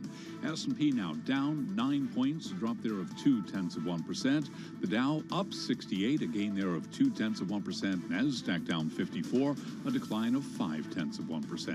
10-year yield 3.46%, with the 2-year yielding 4.21%. Spot gold up $6 the ounce to $19.37, up 0.3%. West Texas Intermediate crude down 1.8%, $80.16 a barrel. Microsoft, the world's largest software maker, among the companies reporting earnings minutes from now. It comes a day after Microsoft said it was investing $10 billion in OpenAI, whose artificial intelligence tool, ChatGPT, has lit up the internet since its introduction in November. Mandeep Singh is a senior tech analyst with Bloomberg Intelligence. I think for Microsoft, it's not just search, also their Office products can get smarter, so that's where you're going to see AI come into the fold for all sorts of things. Every software company right now is thinking about how do I add that intelligence layer, which is analytics, but also it can make that experience a lot better. So I think overall it's a good thing for the industry. Microsoft is projected to report a fiscal second quarter sales gain of 2%, which would be the smallest increase in 6 years. The U.S. Justice Department and 8 states are suing Alphabet's Google, calling for the breakup of the search giant's ad technology business over alleged illegal monopolization of the digital advertising market. Shares of Alphabet, they're down now by 2.2%. Recapping, we do have stocks trading mixed, with the S&P down 0.3%, 10-year yield 3.46%, spot gold up 0.3, $19.37 the ounce, and that is a Bloomberg Business Flash. Thank you so much, Charlie Pellet. Really appreciate that update. Bloomberg Business Week is brought to you by Innovation Refunds. This is your daily reminder from Innovation Refunds. There is more pandemic relief available to claim for small and medium-sized businesses. The ERC is a refundable payroll tax credit your business may qualify for, even if it already received PPP. Let the tax professionals at Innovation Refunds show you how to get your money that your business may be eligible to receive with no upfront costs. GetRefunds.com. I'm driving in my car. I turn on the radio. How about you let me drive? Oh, no. Who's gonna drive you home? Honey, please, I'll do the driving. Drive on. Excuse me, I want to drive. It's the question that drives us. This is the Drive to the Close. That funky music will drive us till the dawn. On Bloomberg Radio. All right, everybody, it's time for the drive to the close. Just got about 17 minutes left, just under 17 minutes left in today's trading session. Stocks rolling over, and we are seeing a little bit of a leg down here in the final 15, 20 minutes or so.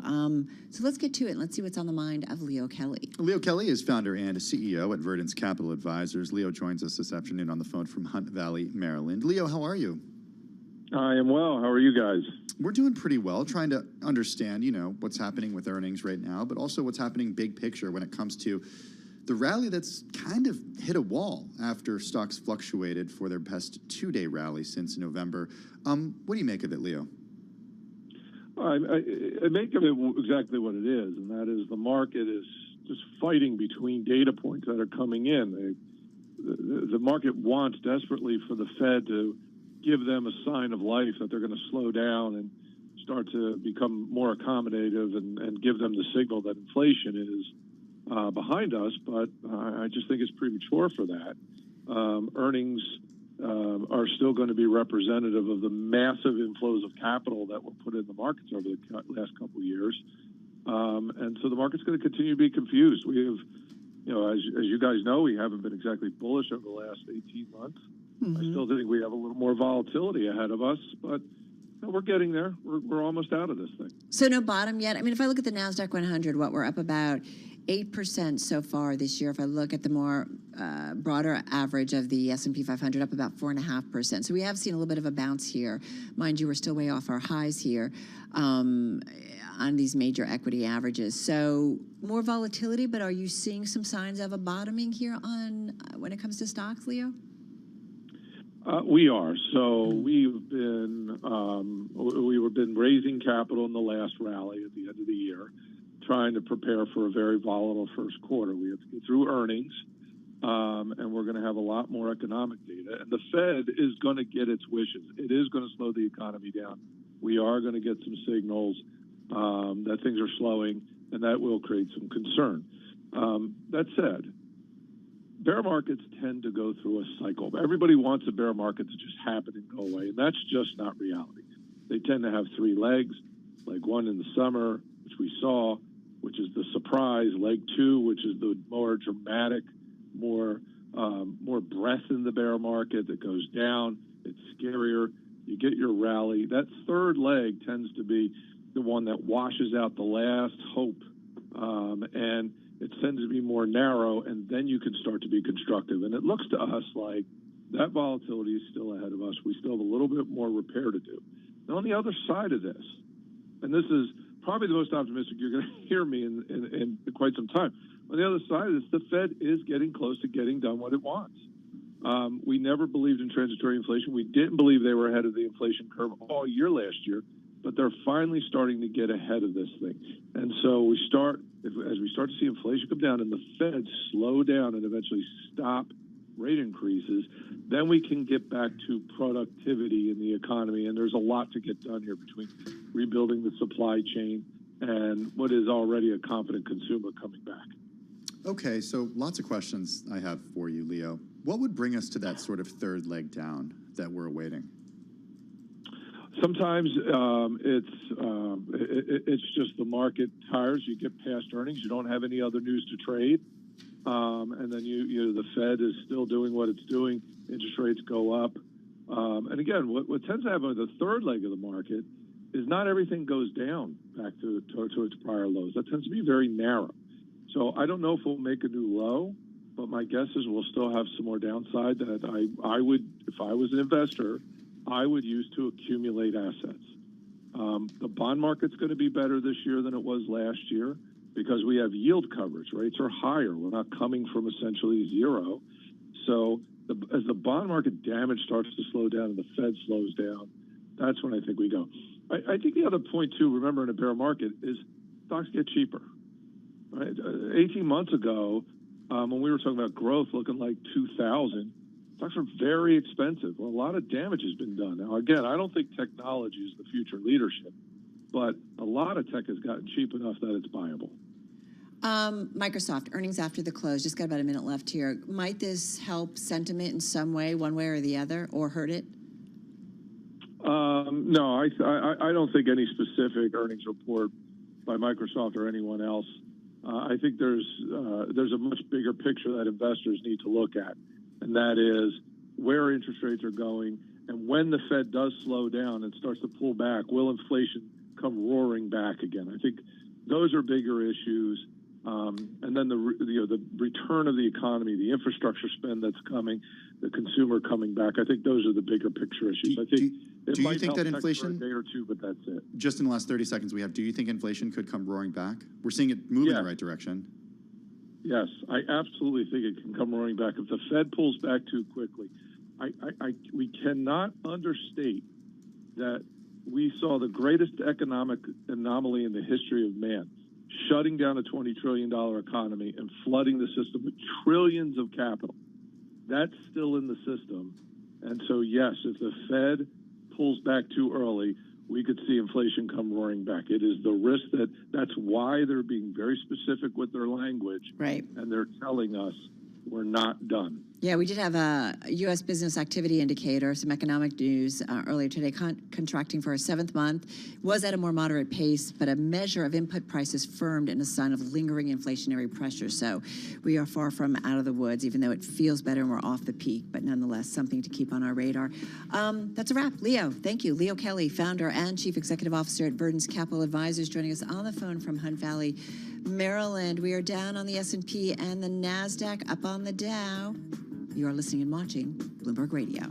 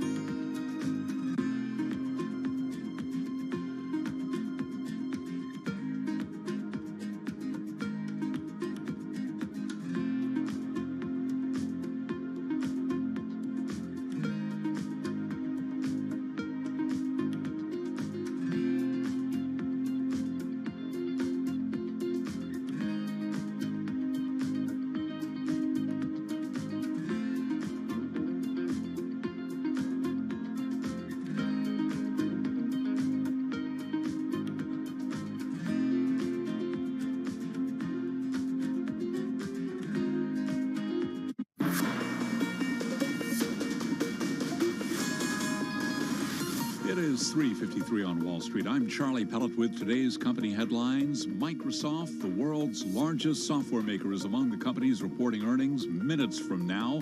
Microsoft shares ahead of its earnings report down by about 0.5%. The expected slowdown at Microsoft's cloud computing business is coming as a disappointment to some investors who had counted on the software giant to be relatively resistant to a potential recession. Lots of other companies reporting earnings this morning. We heard from 3M. It plans to cut about 2,500 manufacturing jobs, citing persistent economic hurdles, and it forecasts profit for the year that fell short of Wall Street estimates. The stock tumbled by the most in nearly 13 years. Shares of 3M, they're down now by 5.9%. Also out with earnings this morning, General Electric. They're based in Boston. GE expects profit to climb this year as it capitalizes on a strong demand for air travel even as lingering issues in its renewable energy business weigh on the company's overall performance. GE up by 1.1%. Raytheon Technologies plans to combine its defense divisions later this year into a single unit as part of a reorganization to cut costs. It also forecast higher profits and sales in 2023 in line with analyst estimates. The shares of Raytheon Technologies, they're up by about 3.5%. Also reporting earnings this morning, we heard from Johnson & Johnson, little changed, and Verizon up by just about 2%. Those are some of the company stories we're following. This is Bloomberg.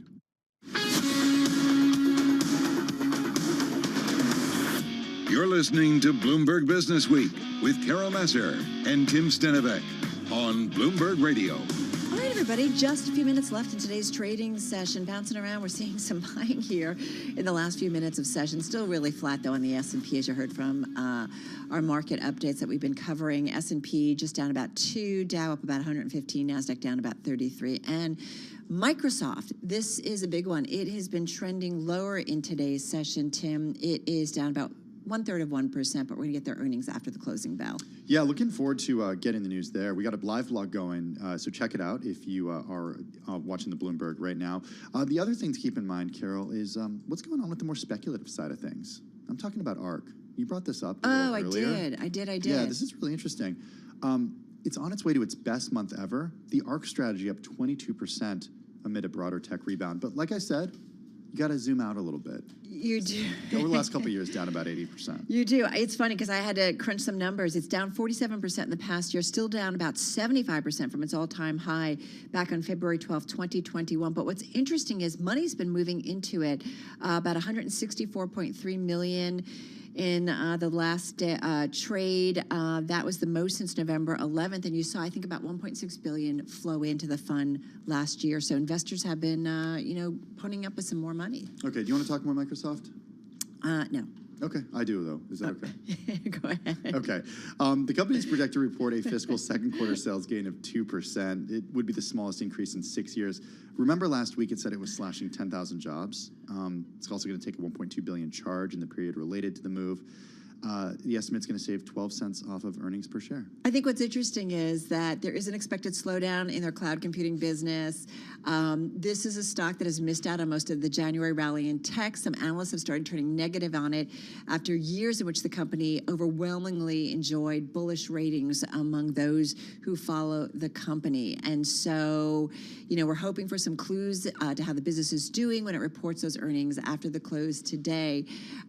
We had thought that maybe they would be relatively resistant to a potential recession, but I don't know if that's the case. I bet analysts are going to ask some questions about ChatGPT. Or maybe they'll ask ChatGPT about the cloud. About Microsoft. Yeah. That's a little meta. All right, a little meta. Whoa, get inside my head. All right, everybody, just about 2.5 minutes left in the trading session. We're heading over to our TV colleagues because Bloomberg's Beyond the Bell. It starts right now.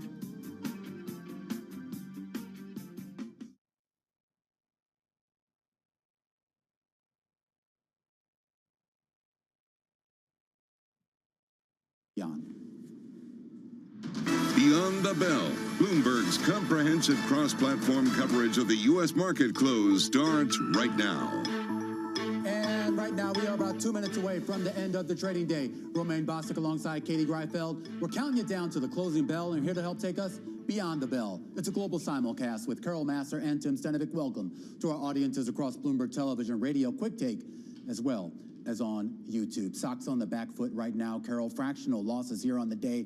Everyone waiting right now for the big earnings reports after the bell, including from Microsoft. Yeah, Microsoft, can it change the tune in terms of investor sentiment on this company? This is a name that has not participated in the January rally when it comes to technology stocks, but could what it says potentially change that? Are we going to get any commentary about ChatGPT and that investment in ChatGPT? Oh, wow. I heard Katie talking about gaming a little earlier Yeah. and how interested she She's is such in a gaming. gamer, right? Yeah, Activision and video stuff. games. times. That's me. Yeah, we'll see. I hope that they talk about ChatGPT. I imagine that they're going to get a lot of questions on it. When you think about what the next avenue for innovation for a company like Microsoft is, clearly they're putting some muscle behind this one. Can't they just use ChatGPT for the conference call? Exactly. That's what Carol was saying. That's exactly, You right? could do that, right? We can't let it get too That's powerful. all you do. You just think, Can it be great programmed quarter, to guys. love? Great quarter, guys. Getting really meta on the world, right? Excellent question.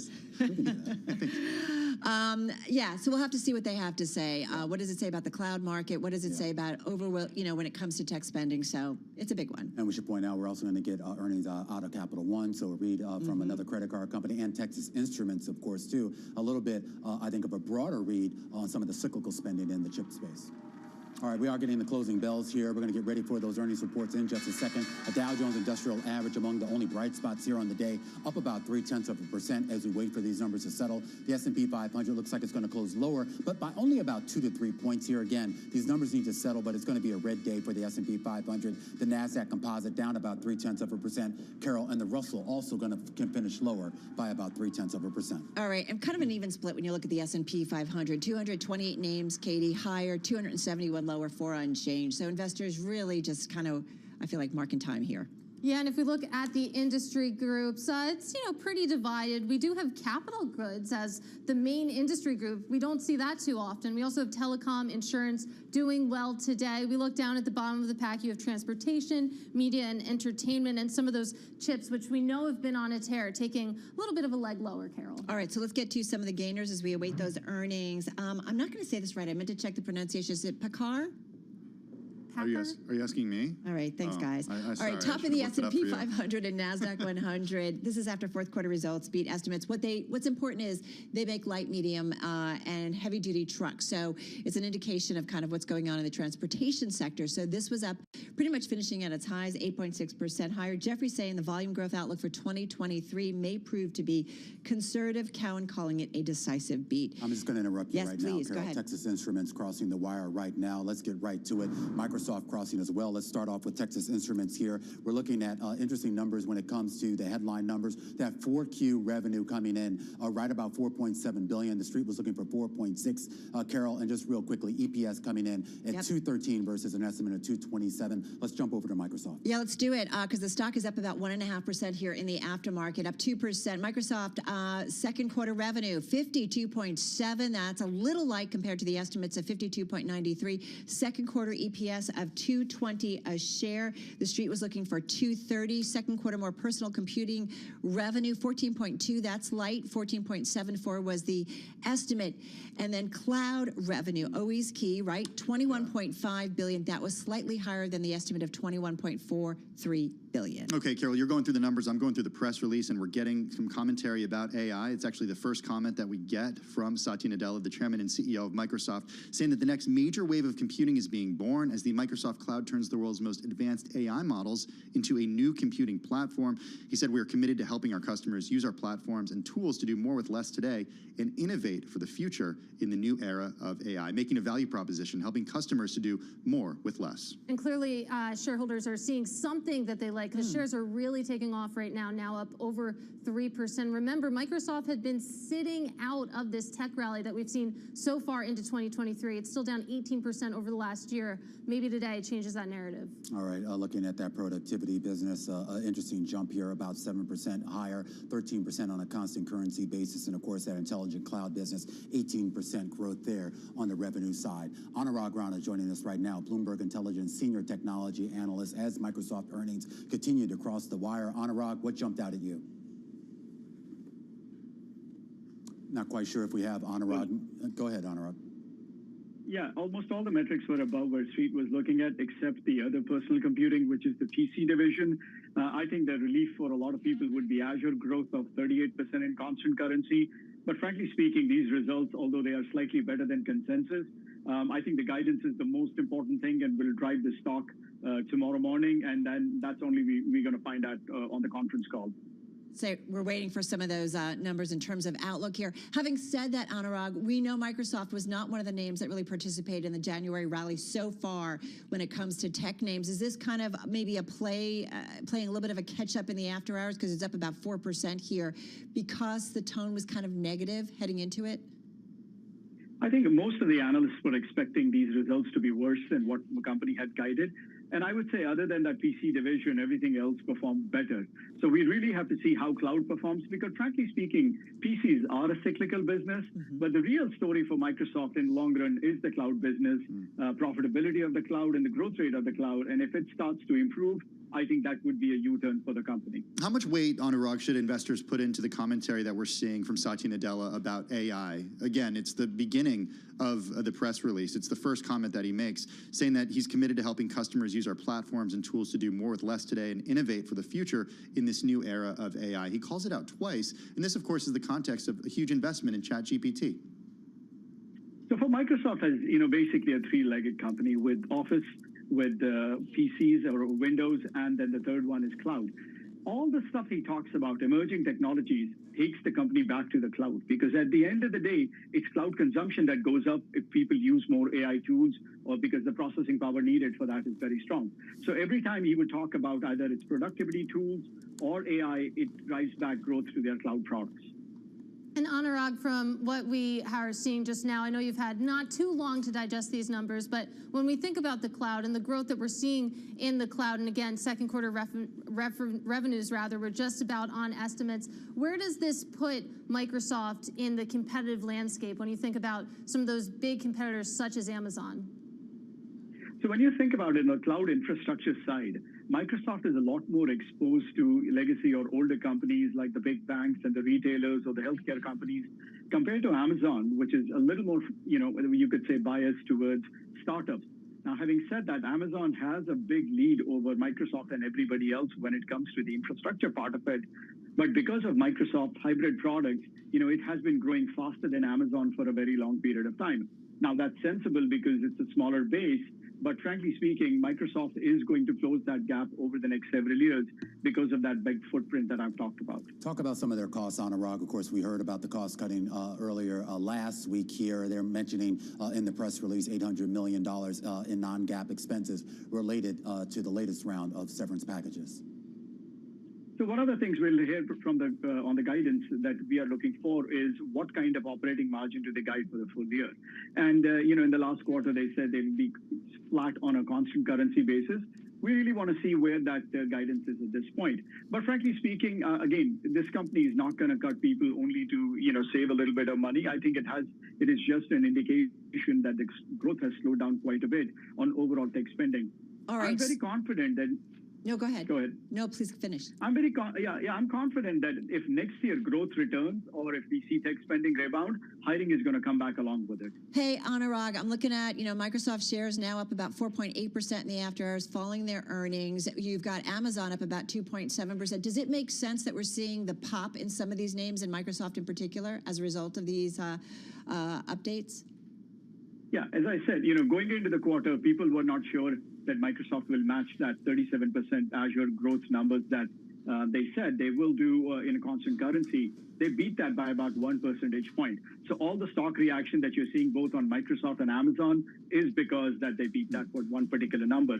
Now, if the guidance comes out strong again for cloud for next quarter, it's going to maintain. Otherwise, it goes down. But I'm curious, Anurag, what about the reaction that we're seeing in some of the secondary software names? I'm talking kind of like the smaller names, your Datadogs, Monday.com, MongoDB, Cloudflare, all moving higher here. Is that really the same story?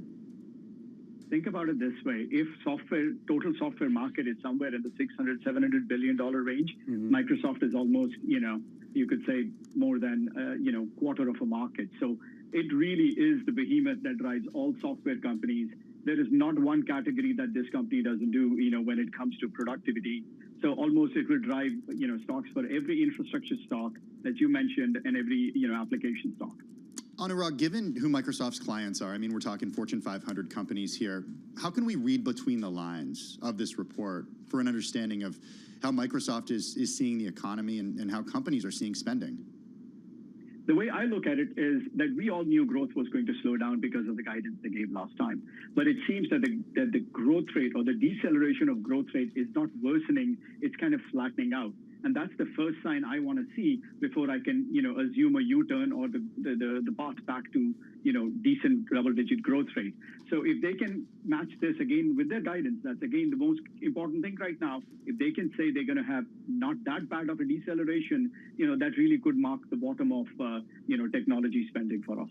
And Anurag, 30 seconds. What are you going to be listening for in the conference call? Guidance. All right, I think that was 3 seconds. All right, it is important, the outlook. Microsoft shares up about 5% in the after hours. Let's not forget that Texas Instruments also out with their latest results, up about 1.7%. And you've got Capital One also coming out with an update. And we're seeing that stock move down about 2% in the after hours. Amazon also higher on that Microsoft report. All right, guys, that's a wrap. Kicking off some of these big tech earnings will continue certainly tomorrow. Our cross-platform coverage, radio, TV, YouTube, and Bloomberg Quick Take. We call it Beyond the Bell. We will see you again, same time, same place tomorrow.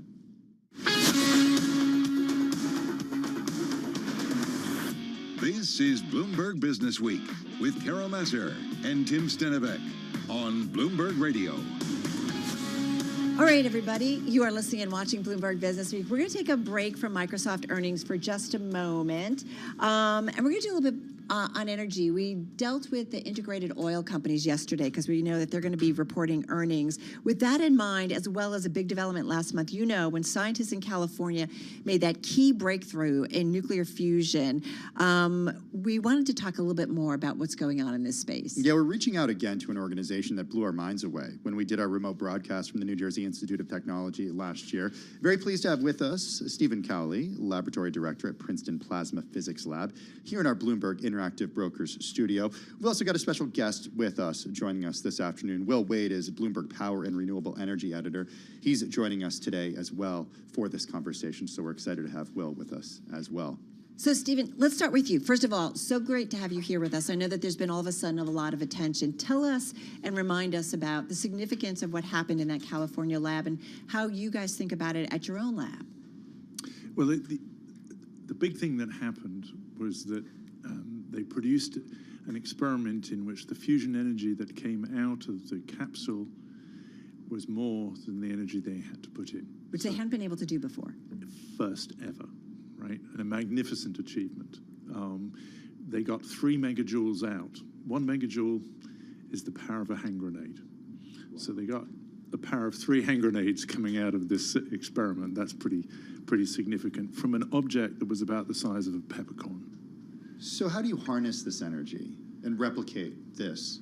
Yeah, piece of cake. Now we can just go off and running. Yeah, easy now. So it's been done in a lab, but how do you do it to power our homes? Well, ultimately, fusion is going to be a very sophisticated steam engine because you're using the energy that powers the stars, which is fusion, joining of small nuclei together to make bigger ones, in this case, 2 kinds of hydrogen to make helium.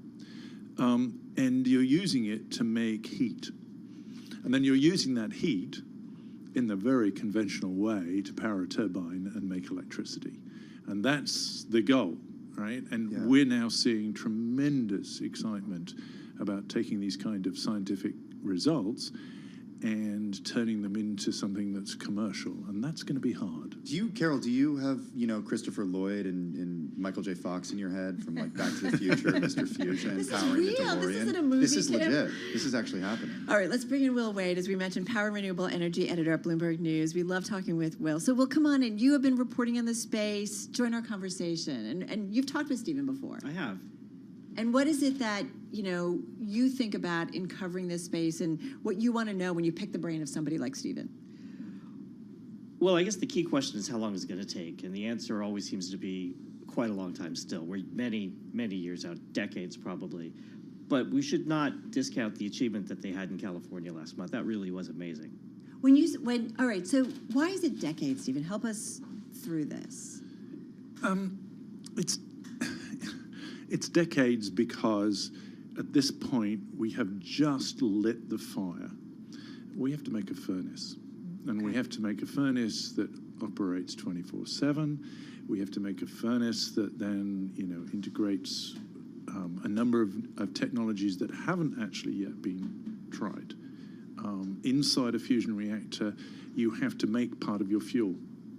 And so you use part of your fusion power to actually make one of the fuels that you then put into your fusion system. Never done that part, right? So there's a lot of work to do. Right. I always say to people, I think we know we can do it. The question now is, can we do it at a price you want to pay for your electricity? Well, can we? I think we can. I hope in my lifetime, but I'm getting older. Is it safe? Fusion has this nice quantity that's really hard to do. You said grenade earlier. That got me a little concerned. Yeah. You got a problem with that, Tim? Yeah, a little bit. It's a bad analogy, isn't it? Yeah. No, it works. One of the good things about fusion is that it's very easy to turn off, right? It goes out unless you sustain it. So it can't, I guess I have this vision of things ricocheting off and all of a sudden. Are you thinking of a meltdown? Yeah. Really? Yeah. I mean, You cannot get happen? a meltdown in a fusion reactor. So the safety prognosis, and we've done analysis of what future fusion reactors might look like, is that fusion reactors could be put next to cities. Fusion reactors could be placed where we now have coal-fired power stations. They could replace in all aspects our current generating capability, and they have these very favorable safety prognosis. Yeah, the safety about fusion is actually one of the things I think is really cool about it. You mentioned meltdown. That's what we think about when you think of a typical nuclear power plant, which uses fission.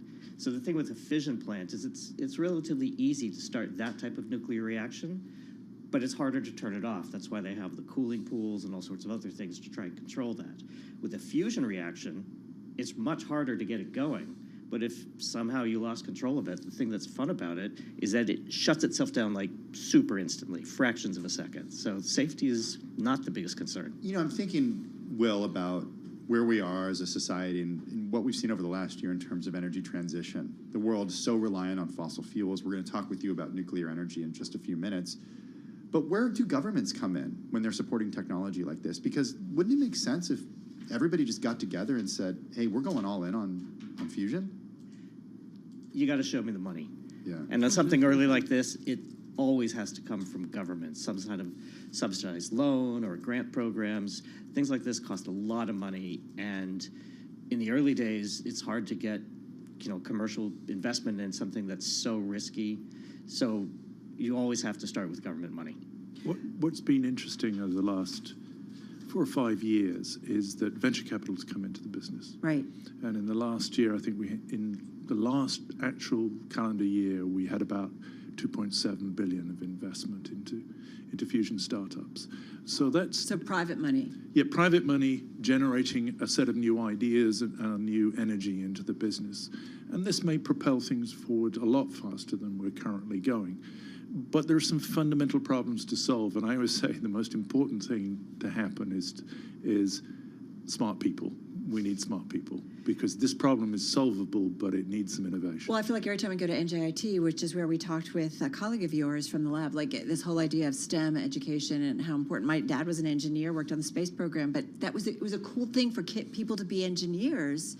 And I just feel like I don't know if there's that same momentum for people to do that. But hold the thought. Will you stick around for another block? Can we kind of continue this? And then we'll broaden it out. What? I want to say, Carol, I mean, it seems like in my generation, people want to go work for companies that get people to click on ads. I know. And it's not necessarily like the Bell Labs. How's that working out for Google? Oh, only kidding. Sorry, too soon. Too soon with the antitrust, Mr. Merrick Garland. All right, we're going to come back with Will Wade and Stephen Crowley. We're going to continue talking about fusion. We're also going to talk about something that Will wrote about nuclear power. There's so much going on in this space. Don't go anywhere. This is Bloomberg.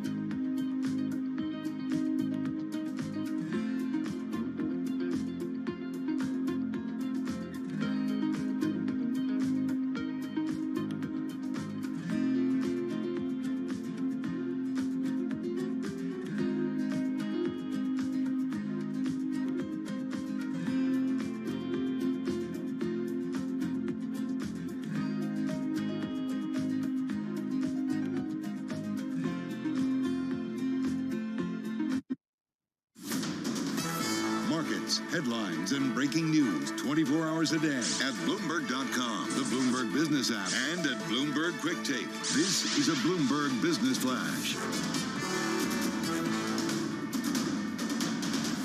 It's 4:21 on Wall Street. I'm Charlie Pellet. We check the markets all day long at Bloomberg. Earnings front and center after the closing bell. Microsoft reporting adjusted EPS for the second quarter that beat the average analyst estimate. After ours, we've got Microsoft up now by about 4%.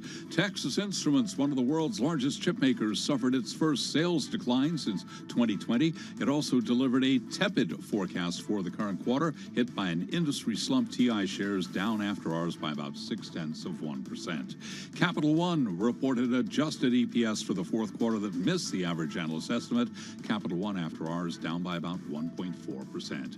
S&P 500 index halted a two-day advance today with the S&P lower by 3 points, down by about 0.1%. The Dow up 104, higher by 0.3%.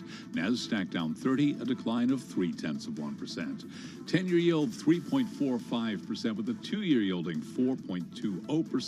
Spot gold up 0.3%, $19.37 the ounce. And West Texas Intermediate crude down 1.8%, $80.14 for a barrel of WTI. So again, recapping, turned out to be a mixed Tuesday with the S&P lower today by just about 3 points. I'm Charlie Pelleton. That is a Bloomberg Business Flash. Hey, Charlie Pellet, thanks so much. Really appreciate that. Bloomberg Business Week is brought to you by Innovation Refunds. This is your daily reminder from Innovation Refunds to see if your small to medium-sized business qualifies for a payroll tax refund. If your business was impacted by the pandemic, this is your opportunity to take control of your business's future. Learn more at getrefunds.com. All right, I want to get back to our roundtable because with us is Steve Cowley. He's laboratory director at Princeton Plasma Physics Lab here in our interactive broker studio. He previously was CEO of the United Kingdom's Atomic Energy Authority. I can't speak, it's just that one of those days. Head of the Cullum Center for Fusion Energy, so really understands this space. So too does our own Will Wade, who's Power and Renewables Energy Editor at Bloomberg News. As we said, both of them are here in our interactive broker studio. So Steve, I want to get back to I was saying, you talked about having, first of all, the skill set and the people we need to do all this, because there's still a lot to be done to make fusion, I guess, a reality on a grand scale. I mean, do we have the talent out there to do it? Do we have kids getting the right education to make sure we can get this carried through to the finish line, if you will? I think young people are very motivated by climate change in a way that my generation probably weren't as strongly. And we're getting huge numbers of applications to grad school, to undergraduates, wanting to work in the space, particularly of fusion energy. I mean, who wouldn't want to work on an energy source that powers the stars, you know? Right. It feels like kind of the next moonshot, although we took a big step closer, right, in December. Is the ultimate goal of this, Dr. Cowley, that we have fusion-powered power plants? Oh, sure. And it's sort of the perfect energy source to marry with renewables, because you could turn it on, you can turn it off, and when the sun doesn't shine and the wind doesn't blow, you have a source of energy. It's got this one problem, you know, to actually make fusion happen, you have to recreate the conditions in the middle of a star. And that's very hot, like 200 million degrees. And hold that together while you make the reactions happen. So it's also rather cool. Well, that's what I think about, like the level of heat intensity, right? And then having the materials, I'm assuming, right, to make it safe as you do that.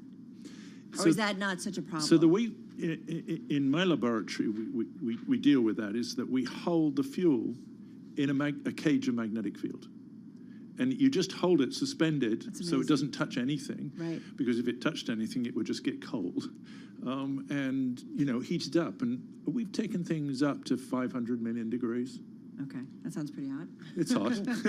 Go ahead, Tim. This is one of the reasons why we wanted Will Wade to continue to join our conversation. He's renewables reporter for Bloomberg News, and he's got a big take out today along with Jonathan Tyrone, all about nuclear power. So we go from fusion to fission. And the idea here, Will, is that we're at a time when the world wants to decrease its reliance on fossil fuels. And here in the U.S., about 50 years ago, and around the world, we built a lot of nuclear power plants. The problem is now these nuclear power plants, they're approaching middle age or beyond. Middle age or beyond, yeah, they're definitely getting old. The thing is, in the last year and a half or so, I've really seen in the industry a big shift in views on nuclear energy. There used to be a lot of people had sort of just a gut level negative reaction to nuclear, just sort of a fear of the risk. Well, they lived through Chernobyl. They did. 3 Mile Island, Fukushima. All of those are real things. And there's still a lot of people that are just vehemently opposed to the risk from nuclear energy, but a lot of those same people are now starting to realize that the potential risk from nuclear accidents is outweighed by the very real risk of what we're seeing from climate change. And now we're realizing we need that carbon-free nuclear energy to achieve our climate goals. So, Steve, you understand both fusion and fission, and nuclear power. I mean, is it time for us to continue with some nuclear power because we have to because of the climate, or should we not be? I mean, you understand the space, the radioactive waste that doesn't go away. As we wait for fusion to be a reality on a grand scale, how do you see it? I think we've got to do fission until we have fusion. You do? Because I think the enemy right now is climate change, and it's accelerating. We see all the impact that it's going to have. And the big surprise of the last few years is how renewables have come down in price, and they're doing a terrific job in that sector of the market. But you've always got to back that up with something that's there when the wind doesn't blow and the sun doesn't shine. And fission can do that. We know how to do the technology. We have to do it more efficiently than we've been doing. What does that mean, more efficiently, well, in the fission space? Building new nuclear power stations is a very expensive business, and the cost overruns on every project that I've ever seen are phenomenal. It's about managing those projects in a better, more efficient way, and delivering fission at a cost that we really want to pay. Yeah, part of the problem is that we have not been building nuclear power plants, so we've kind of lost that skill set. We don't have a veteran workforce that knows what they're doing. All the ones that are happening now are kind of one-off projects, which is exactly why they're taking much longer and costing so much more. The only U.S. nuclear power plant under construction is in Georgia. It's Vogtle. It's been it's like 7 years behind schedule, and the budget has doubled to $30 billion, but it's supposed to be finished this year. You talked about a younger generation caring about climate change, so they want jobs in fusion. Younger generation that cares about climate change, if you're saying that fission, nuclear, is also part of the equation, do they want to work at a nuclear power plant, a younger generation? I'm just curious. I think that's a harder sell, but I think we should be working on that, frankly, because I think, this is the way to get to net zero. And if you look at any of those plans, like the one we have from Princeton, NZAP, Net Zero America Plan, right? That plan basically relies on either carbon capture and storage or fission to fill in the gaps. Is carbon capture, Will, something that is... I'm skeptical. Yeah? Yeah. I mean, I think the technology can work, but can we make it work cost effectively? I think that's the question. I have a lot of questions about carbon capture. It's literally what it sounds like. It pulls carbon really out of the is. environment. You put something on the smokestack of a coal or gas power plant, you trap the carbon, and then you inject it underground. Send that carbon back to where it's from. Go ahead, Dr. I think of those two technologies as being transition technologies. Neither one do you want to do for decade after decade, because you're going to have to bury the carbon dioxide somewhere. And again, with fission, you do have a long-term waste issue, and you don't want to do it for decade after decade. I was going to say long-term, really long-term. Yes. Yeah. So, which is why you want fusion to replace. Right. Deadly for thousands of years. Well, having visited a nuclear power plant, looked at the pools with the rods, it's pretty startling and pretty like a reality. Renewables, wind, solar. What percentage do you think that they will ultimately be long-term? Or is it something that ultimately will... Well, in a lot of these plans, they're producing 60, 70, 80% of the net. It's just the gaps that become their problem. If we have fusion, that might change that environment a lot. What about battery technology improving faster than fusion? I think the challenge with battery technology is long duration storage. Batteries are good at short duration, but for instance, in Britain, we have Decembers in which there is no wind, and of course no sun because it's Britain, and you have to store up all the energy to power the country for the whole of December. That is enormously challenging with batteries. Now you live in the Northeast, where the sun shines 365. There speaks a Californian. Exactly. Just got about 30 seconds left here. So what's the next thing when it comes to fusion that we should keep on our radar that you think we might see in the next year? Well, I expect the NIF results to get better over the year. Their next test is in February. Right. Hopefully they'll replicate what they did or even do better. They're on the edge of a cliff of what we call gain. Yeah. And, they have a gain. They put in 2 megajoules. They got out 3 megajoules. I could see them going up to 10, maybe 15, possibly, over this next year. That would be phenomenal. Okay, I'm Googling megajaw. What's a megajaw? A megajoule. Oh, megajoule. Oh, sorry. Megajoule, a unit of energy, and it's a unit of energy. It's about the energy of a hand grenade or a candy bar. That's right. That's what you All said. right, we Going start back with the to hand grenade. We end with the hand grenade. And the candy bar. Oh my gosh! Please come back, both of you, because that was just kind of what we were hoping to do, and just share that with our audience. Steve Cowley, Dr. Steve Cowley, Laboratory Director at Princeton Plasma Physics Lab, and of course our own Will Wade. He is Power and Renewable Energy Editor here at Bloomberg News. Thank you to both of you. Really appreciate it. Thank you. Let's get to Washington, D.C. now for a check on the latest world and national news. For that, we go to Nancy Lyons in the 99.1 newsroom in Washington, D.C. Hey, Nance. Hey, Tim. The U.S. Justice Department in 8 states are suing Google and calling for the breakup of the search giant's ad technology business. Attorney General Merrick Garland says the company has illegally monopolized the digital ad market. Monopolies threaten the free and fair markets upon which our economy is based. They stifle innovation. They hurt producers and workers, and they increase costs for consumers. Merrick Garland says website creators earn less and advertisers pay more than they would in a competitive marketplace. Google says the lawsuit largely duplicates a lawsuit by the Texas Attorney General, much of which was recently dismissed by a federal court. Concerns over market dominance in the ticketing sector had executives from Live Nation and Ticketmaster testifying in the Senate today about what went wrong during the pre-sale for Taylor Swift's tour. Live Nation President and CFO Joe Berchtold says they're working on fixing the problem. We have invested over $1 billion in capital to improve the Ticketmaster system. Much of this was on technologies to eliminate fraud and to get tickets to fans instead of ticket scalpers using bots. Joe Berchtold says those ticket scalping bots slowed down sales, which led to the company's failure. Lawmakers say Ticketmaster and Live Nation have a monopoly on selling tickets, which has led to higher prices and fees. First, it was former President Trump, then current President Biden. Now classified documents have been found in the Indiana home of former Vice President Mike Pence. His lawyers notified the National Archives about the recently discovered documents with classified markings that they say were inadvertently boxed and transported to Pence's home after he left office. Global news 24 hours a day, on air and on Bloomberg Quick Take, powered by more than 2,700 journalists and analysts in more than 120 countries. I'm Nancy Lyons.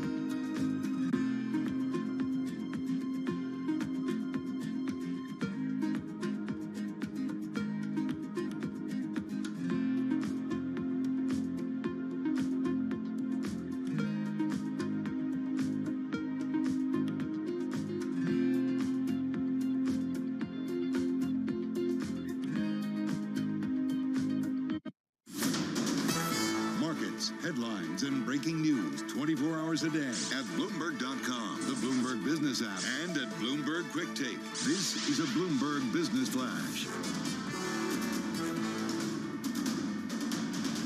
From Bloomberg World Headquarters, I'm Charlie Pellet. It is now 4:40 on Wall Street, and we check the markets all day long on Bloomberg. Developing story headline right now from the Bloomberg Professional Service: Rupert Murdoch abandoning plans to recombine Fox and News Corp, two media companies he controls. Fox says it has received a letter from Murdoch and his son Lachlan, the chief executive officer of Fox, saying a combination, quote, is not optimal for the shareholders at this time. So again, headline breaking right now on the Bloomberg Professional Service: Murdochs are dropping plans for a Fox and News Corp recombination.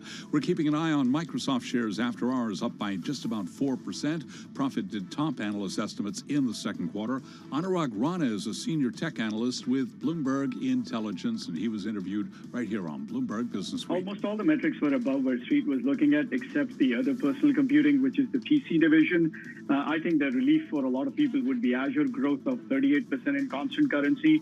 But frankly speaking, these results, although they are slightly better than consensus, I think the guidance is the most important thing and will drive the stock tomorrow morning, and then that's only we're going to find out on the conference call. And it was a mixed day on Wall Street today. The Dow higher, S&P lower, S&P down by about 3 points. We had the Dow up 104, NASDAQ down 30, 10-year yield 3.45%. Wall Street did see some buyer fatigue after a solid equity rally today. Investors scouring a batch of earnings for clues about the outlook for corporate America. Leo Kelly is the CEO of Verdance Capital Advisors. He was our guest right here on Bloomberg Business Week. The market is just fighting between data points that are coming in.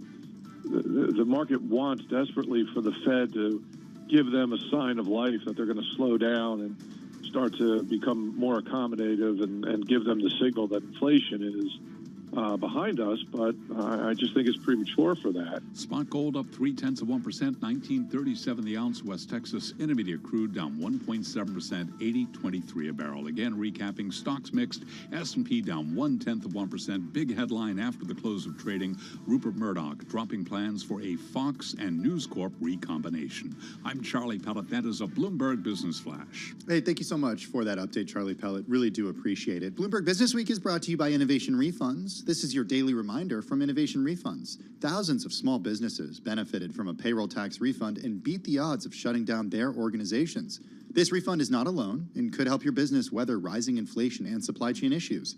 Learn more at getrefunds.com. All right, before we go, we did want to go back to Microsoft because we got a lot of stocks moving. Charlie was just talking about Fox. That stock's up about 1.9% in the after hours as Rupert Murdoch withdraws that proposal for a Fox News Corp merger. So we're seeing that move. Microsoft is up about 4.3% following its latest earnings results, profit topping estimates, resiliency of the Azure cloud. We're waiting for that conference call to get a little bit more on the outlook. We've got a perfect voice to talk about that and just the overall tech group. James Chakmak is back with us. He's a partner and technology analyst at the asset management firm Clockwise Capital. He joins us via Zoom from Miami, which I think on a January day like today, a lot of us Not too certainly want to shabby. be there. Big smile on your face, James. Good to have you back with us. Microsoft, as Carol mentioned, the second quarter profit topping analyst estimates. It was helped by the strength of its Azure cloud services business, even as demand slumped for PC and corporate software. Shares are about 4% in after hours right now. What are your takeaways? Yeah, I mean, basically, Microsoft's one that the concerns around the growth in the cloud business have been increasingly priced in over the last couple of weeks. I mean, even Satya Nadella has come out saying that, the slowdown in the cloud could persist longer than some expect. So we think a lot of that was priced into the stock. But the fact that the matter is, even though, there's quote unquote weakness relative to the prior quarters, it's still a resilient and robust rate of growth and upwards of 40% on a constant currency basis. So I think confidence is coming back there. But most importantly, I think it's the takeaway that the growth curves of these tech companies will normalize around the kind of the pre-COVID rates that a lot of investors had modeled. And I think that confidence coming back into the growth trajectory and the kind of the growth estimates Hey, for this year and next should help propel these shares higher. So James, so the stock, speaking of the, propelling shares higher, I mean, it is up more than 4%, and we did know kind of beforehand that Microsoft didn't seem to really participate in the overall more broader tech rally that we've seen since the beginning of the year. So do you feel like it's just kind of a recalibration of not being part of kind of some of the enthusiasm was out there, and then this report saying, okay, maybe it's not so bad, everybody, and that's why the stock is also popping up?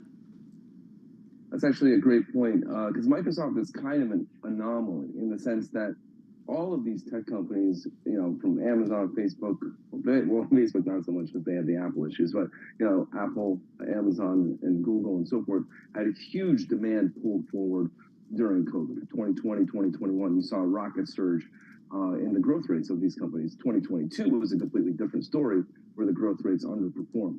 And you had to mathematically see an underperformance relative to the overperformance they saw prior in order to average back into that pre-COVID growth rate. And now what I think a lot of these stocks got left behind, that people were extrapolating the 2022 results on a go-forward basis. But what we're seeing is a re-acceleration of those rates. And I think Netflix is a great case in point of that last week. But with Microsoft, you really didn't have that type of normalization in 2022 to the same extent that you had with the other companies. So it lagging at the beginning of this year versus the broader tech group, I think made sense. So I think that's kind of the explanation for that. Okay, so let's move from Microsoft to get an idea for what Microsoft's earnings can tell us about other companies. We saw shares of Amazon rise as soon as these numbers came out, James, as a result of optimism over its cloud business. 3.2%. Yeah, and shares still higher by more than 3% right now. What can Microsoft tell us about other companies that are set to report over the next couple of weeks? Number one, cloud spend. Obviously, that's kind of clear as day. What's the implications for cloud, the infrastructure companies, as well as the cloud services that are built on top of it. Two, the health of enterprise spend, and three, the health of the consumer. And I think what we're seeing is more resiliency and possible green light into a less than expected degree of recession as we progress through this year. And more not to extrapolate, one quarter into a broader trend. But at the end of the day, as the Fed battles inflation and we kind of make assumptions on where rates can go, and as well as the broader, tech layoffs that we're seeing that could trickle into the other parts of the economy, I think it's premature to say that we're out of this. But if the economy does prove that to be a little bit more resilient than not, these stocks could have a little road ahead of them. Any names in particular that are on your radar, James, for good or bad reasons? Sure. I mean, our top three holdings right now are Amazon, Uber, and Meta. We like all those three for different reasons. One, Amazon is completely pulled back in terms of valuation. We think estimates have fully recalibrated, perhaps not as much for kind of the first quarter guidance. But, as you look into the back half of this year, you should see acceleration. That's trading at sub 2x sales. Uber is a company, you're seeing this whole services sector do incredibly well. Uber's a beneficiary of that, also at about 2x sales. And this is going to be a breakout year for them from a profitability standpoint, which as investors increasingly focus on bottom line results. And lastly, on Meta, I mean, this is a stock that's been left for dead. It's at 12, 13 times earnings right now. It's basically almost a deep value name. And you're anniversarying the ATT changes at Apple, which has had a huge adverse impact on their top line last year. So for all those reasons, we think those three offer the safest risk reward. So, we're most concentrated in those three. Hey, this is an incredible setup for the earnings season to come, and I can't tell you how much we appreciate it. But I have to say, we're really worried because, James, I don't know if you noticed, but the clouds behind you aren't moving. It's a still. I know, All right. I know. Looking good from Miami, James. For those watching on YouTube in Quick Take, James Chakmak, so great. Like we said, this is what we hope to do, to just kind of make sense out of what we're seeing in some of these names, because tech is definitely outperforming. NASDAQ 100 this year up more than 8%. S&P up about 4.6%. We got Tesla tomorrow. Yeah, I know. Clockwise Capital. Cool dude. Yeah, we love James. We do.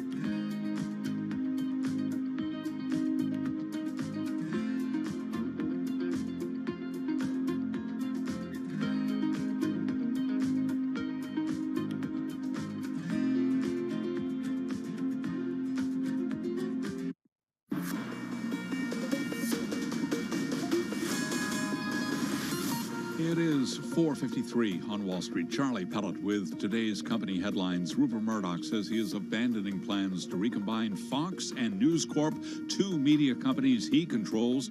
Fox says it got a letter today from Murdoch and his son Lachlan, the CEO of Fox, saying a combination was, quote, not optimal for shareholders at this time. We're keeping an eye on Microsoft shares after hours. They're up by roughly 4%. Microsoft's second quarter profit did top analyst estimates, helped by strength in its Azure cloud services business, even as demand slumped for PC and corporate software. Shares of companies involved in cloud computing are rallying after hours after Microsoft's results eased fears about a pullback in spending by businesses. Also reporting earnings after the close of trading, Texas Instruments, one of the world's largest chip makers. It suffered its first sales decline since 2020. It also gave a tepid forecast for the current quarter, hit by an industry slump. The New York Stock Exchange says some trades will be declared null and void after a glitch this morning caused hundreds of securities to begin trading without an opening auction price. The exchange said transactions in a swath of stocks will be reviewed as clearly erroneous under NYSE rules. Jeremy Grantham, the co-founder and long-term investment strategist of GMO, is warning the popping of the bubble in U.S. stocks is far from over and says investors should not get too excited about a strong start to the year for the market. And those are some of the company stories we're following. I'm Charlie Pellett. This is Bloomberg.